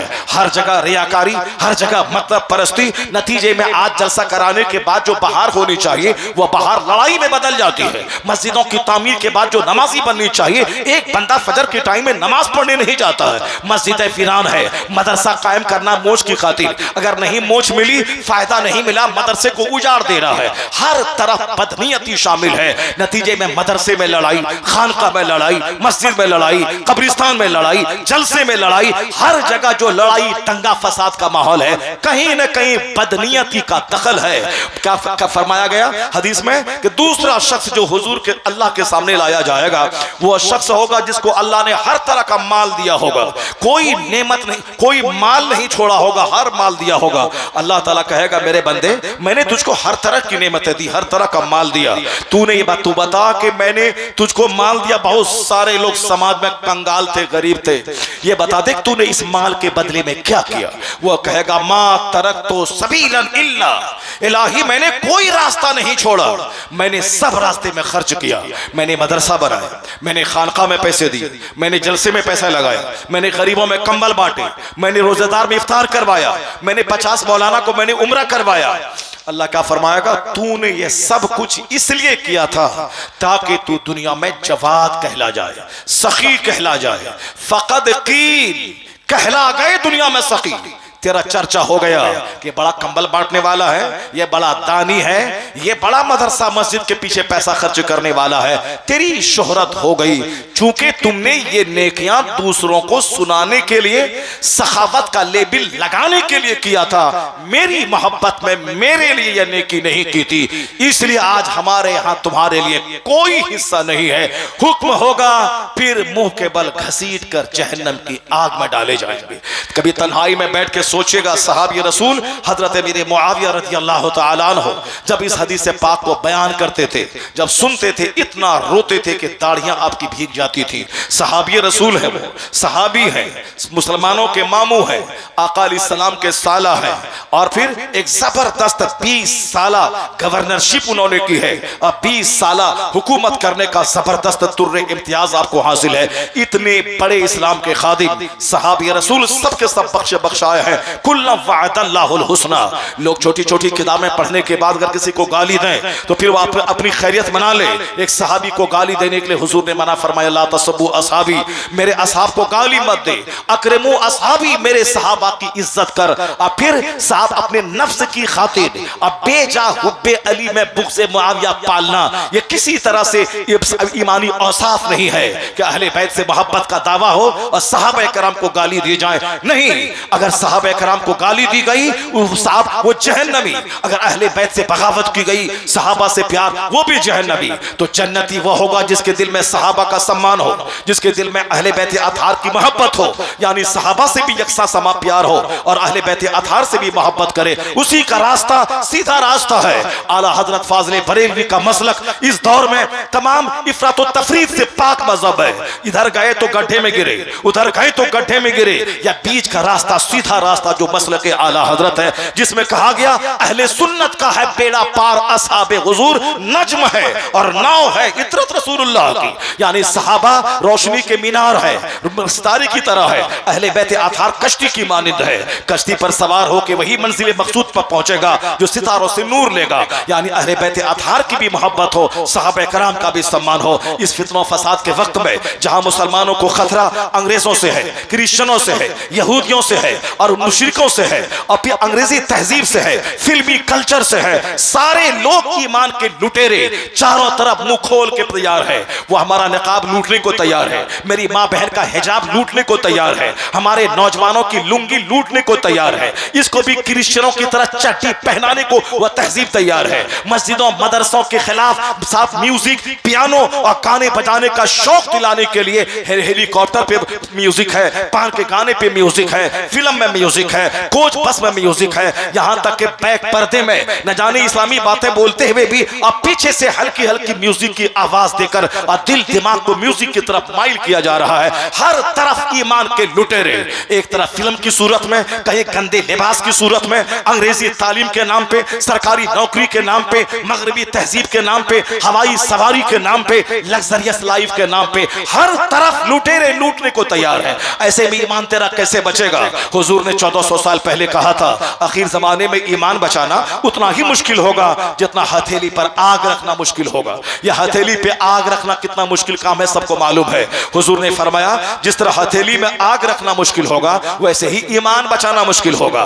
बताशा लेके घूम रहे हैं, जन्नत हमारे लिए पक्की है, लोबान लेके घूम रहे हैं, जन्नत हमारे लिए पक्की है, एक बार अजमेर जाके मस्त है, जन्नत हमारे लिए पक्की है। कारोबार के लिए 8 घंटे काम करें, कारोबार के लिए 16 घंटे ओवर टाइम लगा के काम करें, तो दुनिया के छोटे से सिक्के कमाने के लिए 16 घंटे, दुनिया के छोटे सिक्के कमाने के लिए वतन से बेवतन, दुनिया का छोटा सा घर बनाने के लिए सब नमाज रोजे हज और ज़कात को ताक पे रख दिया। और जन्नत जाने के लिए लोहबान काफी है, जन्नत जाने के लिए अगरबत्ती काफी है, जन्नत जाने के लिए बताशे की फातिया काफी है, और जन्नत जाने के लिए जुमा के दिन थाली में खीर बना के रसिया बना के भेज के फातिया दिलाना, यही जन्नत जाने के लिए काफी है। और 11वीं के दिन पुलाव गोश्त बनाना और गौसे पाक की फातिया दिला देना और जन्नत का ख्वाब देखना। पेट पालने के लिए 12 घंटे खेत में रहना है, पेट पालने के लिए 16 घंटे फैक्ट्री में रहना है, पेट पालने के लिए बीवी बाल बच्चों को छोड़कर बंबई में ओवर टाइम लगाकर 16 घंटे काम करना है, और 10-20 साल काम करने के बाद छोटा सा घर बनाना है, और मरने के बाद जो जन्नत की तमन्ना करना है, जो जन्नत हद्दे निगाह तक एक जन्नती का अपना घर होगा, हद्दे निगाह तक 500 साल के मसाफत के बराबर एक जन्नती का अपना घर होगा, सोने चांदी की ईंट से बना हुआ घर होगा, हीरे जवाहरात की जमीन जन्नत की होगी, मुश्क और कस्तूरी के गारे पे उस ईंट को जोड़ा गया होगा। 70 खूबसूरत बीवियां जो थूके तो सातों समंदर का नमकीन पानी मीठा हो जाए, वह सिर्फ लोबान जलाने से मिल जाएगा, वह सिर्फ रसिया पे फातिहा दिलाने से मिल जाएगा, वह सिर्फ अगरबत्ती सुलगाने से मिल जाएगा। आया छोटा सा घर ईंट और पत्थर का और सीमेंट का, उसके लिए 16 घंटे ओवर टाइम, वतन से बेवतन, बाहर जाके ऊंट चुरा के तब छोटा सा घर, और वो जन्नत जहां तक निगाह जाए सोने चांदी के ईंट से बनी हुई जन्नत, वह सिर्फ लोहबान अगरबत्ती। और जुमा के दिन गए मस्जिद में और 2 बार चोंच डाला, फिर मस्जिद से बाहर भाग गए, वहां भी रहे और साहब इधर उधर की बातें सोचते रहे, बस जैसे तैसे बेदिली के साथ सजदा किया और वहां से निकल गए। और जन्नत हमारे लिए पक्की है, अल्लाह की नेमत रोजाना खाएं और सजदा एक हफ्ते में एक बार जाके करें, जन्नत पक्की है। सजदा अगर एक हफ्ते में एक बार है तो हफ्ते में एक बार खाना खाओ, हफ्ते में एक बार सोना सो, हफ्ते में एक बार पानी पियो। जब एक बार हफ्ते में सजदा होगा तो खाना भी एक बार ही होगा, लेकिन यहाँ खाना 3 टाइम है, तो जब खाना 3 टाइम है तो नमाज भी 5 टाइम होगी। जब रात में आराम करना है, दिन में अल्लाह की सूरज की रोशनी में काम करना है, तो फिर 5 टाइम नमाज भी होगी। तो अक्लमंद वो नहीं है जो लोहबान लेके आए जन्नत पक्की है, अक्लमंद वो है जो बाल बच्चों की खातिर फजर से लेके जोहर तक खेत में रहे, दुकान में रहे, वह जाने के अल्लाह रोजी देने वाला है, मगर मुझको तो खेत जाना होगा। अल्लाह रोजी देने वाला है, मुझको तो दुकान जाना होगा। अल्लाह रोजी देने वाला है, मुझको तो पढ़ना पढ़ाना होगा, मुझको तो कंपटीशन फेस करना होगा। बगैर मस्जिद, बगैर दुकान गए रोजी नहीं मिलेगी, बगैर खेत गए रोजी नहीं मिलेगी, बगैर पढ़े लिखे नौकरी के रोजी नहीं मिलेगी। तो रोजी देने वाला अल्लाह है, मगर खेत खलियान जाना होगा। यह बात भी गिरह बांध कर रख ले, अल्लाह माफ करने वाला है, अल्लाह बख्शने वाला है, अल्लाह जन्नत देने वाला है। लेकिन जिस तरह रोजी देने वाला अल्लाह है, मगर तुम सोचते हो दुकान ना जाए, खेत ना जाए, रोजी नहीं मिलेगी, वही सोच यहां भी लाना होगा कि दुकान गए बगैर रोजी नहीं मिलती है, तो मस्जिद गए बगैर भी जन्नत नहीं मिलती है, मस्जिद गए बगैर भी जन्नत नहीं मिलती है। रोजी रोटी के ताल्लुक से बड़े होशियार बन गए कि नहीं जाएंगे खेत तो बच्चे भूखे मर जाएंगे। और जन्नत के बारे में कि एक बार साल में अजमेर चले जाएं, पंडवा शरीफ चले जाएं, और वहां जाके जन्नत भी नहीं मांगी, वहां जाके प्लॉट मांगा, वहां जाके बेटा मांगा, वहां जाके बेटे की नौकरी मांगा, वहां जाके अच्छा दामाद मांगा। यानी वहां जाके अगर जन्नत ही मांग लिया होता कि मुझको जन्नत मिल जाए, या अल्लाह इस महबूब बंदे का वास्ता है, मुझको जन्नत दे दे, इबादत का शौक दे दे, तो चलो कम से कम वहां से आने के बाद दुआ कबूल हो जाती, सच्ची तौबा की तौफीक मिल जाती, पक्का सच्चा नमाजी बन जाता। लेकिन हफ्ते महीने में एक बार गया भी अजमेर, बेटा मांग के चला आया, अच्छा दामाद मांग के चला आया, मुखिया प्रधान बन जाए, वो इलेक्शन में जीत मांग के चला आया, सामने वाला प्लॉट खरीद ले, उसको उसकी भीख मांग के वहां से चला आया। जन्नत की भीख कब मांगोगे? जहन्नम से बचने की तलब कब से मांगोगे? तो सच्ची तौबा की तौफीक कब से मांगोगे? अपनी जिंदगी के कीमती दिन इबादत में कब लगाओगे? इसलिए हर आने वाला वक्त को पिछले टाइम से बेहतर बना लो, सच्ची तौबा कर ले। मुमकिन है कि 2025 हमारा आखिरी साल हो, हमारा और आपका आखिरी साल हो। मुमकिन है कल फजर के बाद आपकी मौत का ऐलान हो जाए, अगली जुमा के बाद आपके बच्चे की मौत का ऐलान हो जाए। कोई नहीं कह सकता कि नहीं होगा, क्योंकि जो कहता है नहीं होगा उससे बड़ा पागल कोई नहीं है। मौत को कोई देख के नहीं आया है, मौत का वक्त फिक्सेड है अल्लाह के यहाँ, हर वक्त पे मौत आके रहेगी। जब मौत आके रहेगी तो जो उससे पहले लम्हा मिला है उसको बंदा को चाहे इबादत में लगा दे, तिलावत में लगा दे, फौरी सच्ची तौबा करे, चाहे करोड़ों गुनाह क्यों ना हो गए हो, सच्ची तौबा करे, अल्लाह माफ कर देगा। क्योंकि हदीस में ताइब मिन ज़ंबि कमल्ला ज़ंबला, सच्ची तौबा करने वाला ऐसा जैसे कोई गुनाह नहीं किया हो। गुनाह मरने से पहले सच्ची तौबा कर ले। एक 70 बूढ़ों की तौबा से अल्लाह उतना खुश नहीं होता जितना एक जवान की तौबा से खुश होता है। या बूढ़े की ख्वाहिशात मिट गई है, इनके दिल में न जवान लड़कियों को देखने की चाहत है, न इनके दिल में शराब पीने की ललक है, न इनके दिल में ज्यादा माल कमाने के लिए मेहनत करने के पास ताकत बच गई है। तो 70 बूढ़े तौबा ना करे तो क्या करे?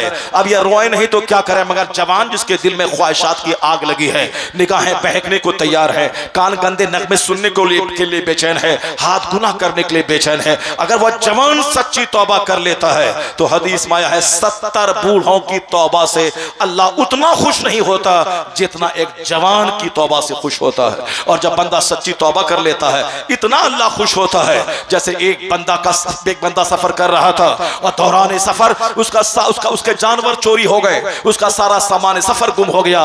ये बंदा हर तरफ से आस उम्मीद तोड़ के वह बैठ गया। अब मौत के इंतजार में वो लेट गया, अब मौत आएगी। ऊंट चला गया, सारा सामान चला गया, इस लकोदक सहरा में अब मेरा क्या होगा। वह मौत के इंतजार में वो लेट गया। उसके बाद जैसे जागता है, थोड़ी देर के बाद देखा उसका ऊंट मौजूद है, साजो सामान के साथ मौजूद है। हदीस में आया है कि जितनी खुशी उस वक्त सहरा जंगल में उस मुसाफिर को होगी, वह सवारी और माल देखने के बाद हदीस में आया है कि अल्लाह तबारक व तआला एक बंदे की सच्ची तौबा से उस मुसाफिर से ज्यादा खुश होता है कि मेरा एक लूटा हुआ बंदा वापस तो आ गया, एक मेरा तबाहाल बंदा वापस तो हो गया। इसलिए सच्ची तौबा ऐसा नहीं कि 10 साल के बाद कर लेंगे, 10 साल अल्लाह देगा कि नहीं देगा, मुमकिन है कि कल मौत आ जाए। इसलिए बुढ़ापे के लिए तौबा को मुअख्खर नहीं करना है, बल्कि हर आने वाली घड़ी को अपने लिए मौत की घड़ी समझनी है, उससे पहले सच्ची तौबा करनी है। तीसरा सवाल जो क़यामत के दिन होगा, एक ऐसा शख्स लाया जाएगा जिसको अल्लाह ने हर तरह का इल्म दिया होगा, वो हाफिज बना होगा, आलिम बना होगा, कारी बना होगा। अल्लाह ताला पूछ फरमाएगा उससे, ये बता दे बंदे, मैंने तुझको इज्जत दी, मैंने तुझको इल्म दिया, तूने इसके बदले में क्या किया।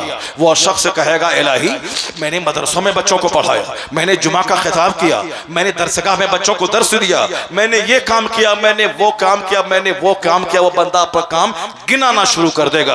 अल्लाह फरमाएगा कि कज़ब्ता, तू झूठ बोल रहा है, तूने इल्म इसीलिए हासिल किया ताकि लोग तुम्हें आलिम कह दें, तुम्हें फकीह कह दें, तुम्हें हाफिज कह दें। तुमने शोहरत के लिए, नामवरी के लिए, तुमने दूसरों को दिखाने के लिए तुमने ऐसा किया, मेरे लिए तुमने कुछ नहीं किया है। इसलिए आज जब मेरे लिए कोई अमल नहीं किया है तो आज मेरे पास तेरे लिए कोई बदला नहीं है। फिर हुक्म होगा, मुंह के बल घसीट कर जहन्नम की आग में डाले जाएंगे। हजरत मेरे मुआविया खूब रोते थे जब ये हदीस पाक सुनते थे। जब ऐसे ऐसे बड़े बड़े लोगों का यह हश्र होगा, आम आदमी का क्या हाल होगा।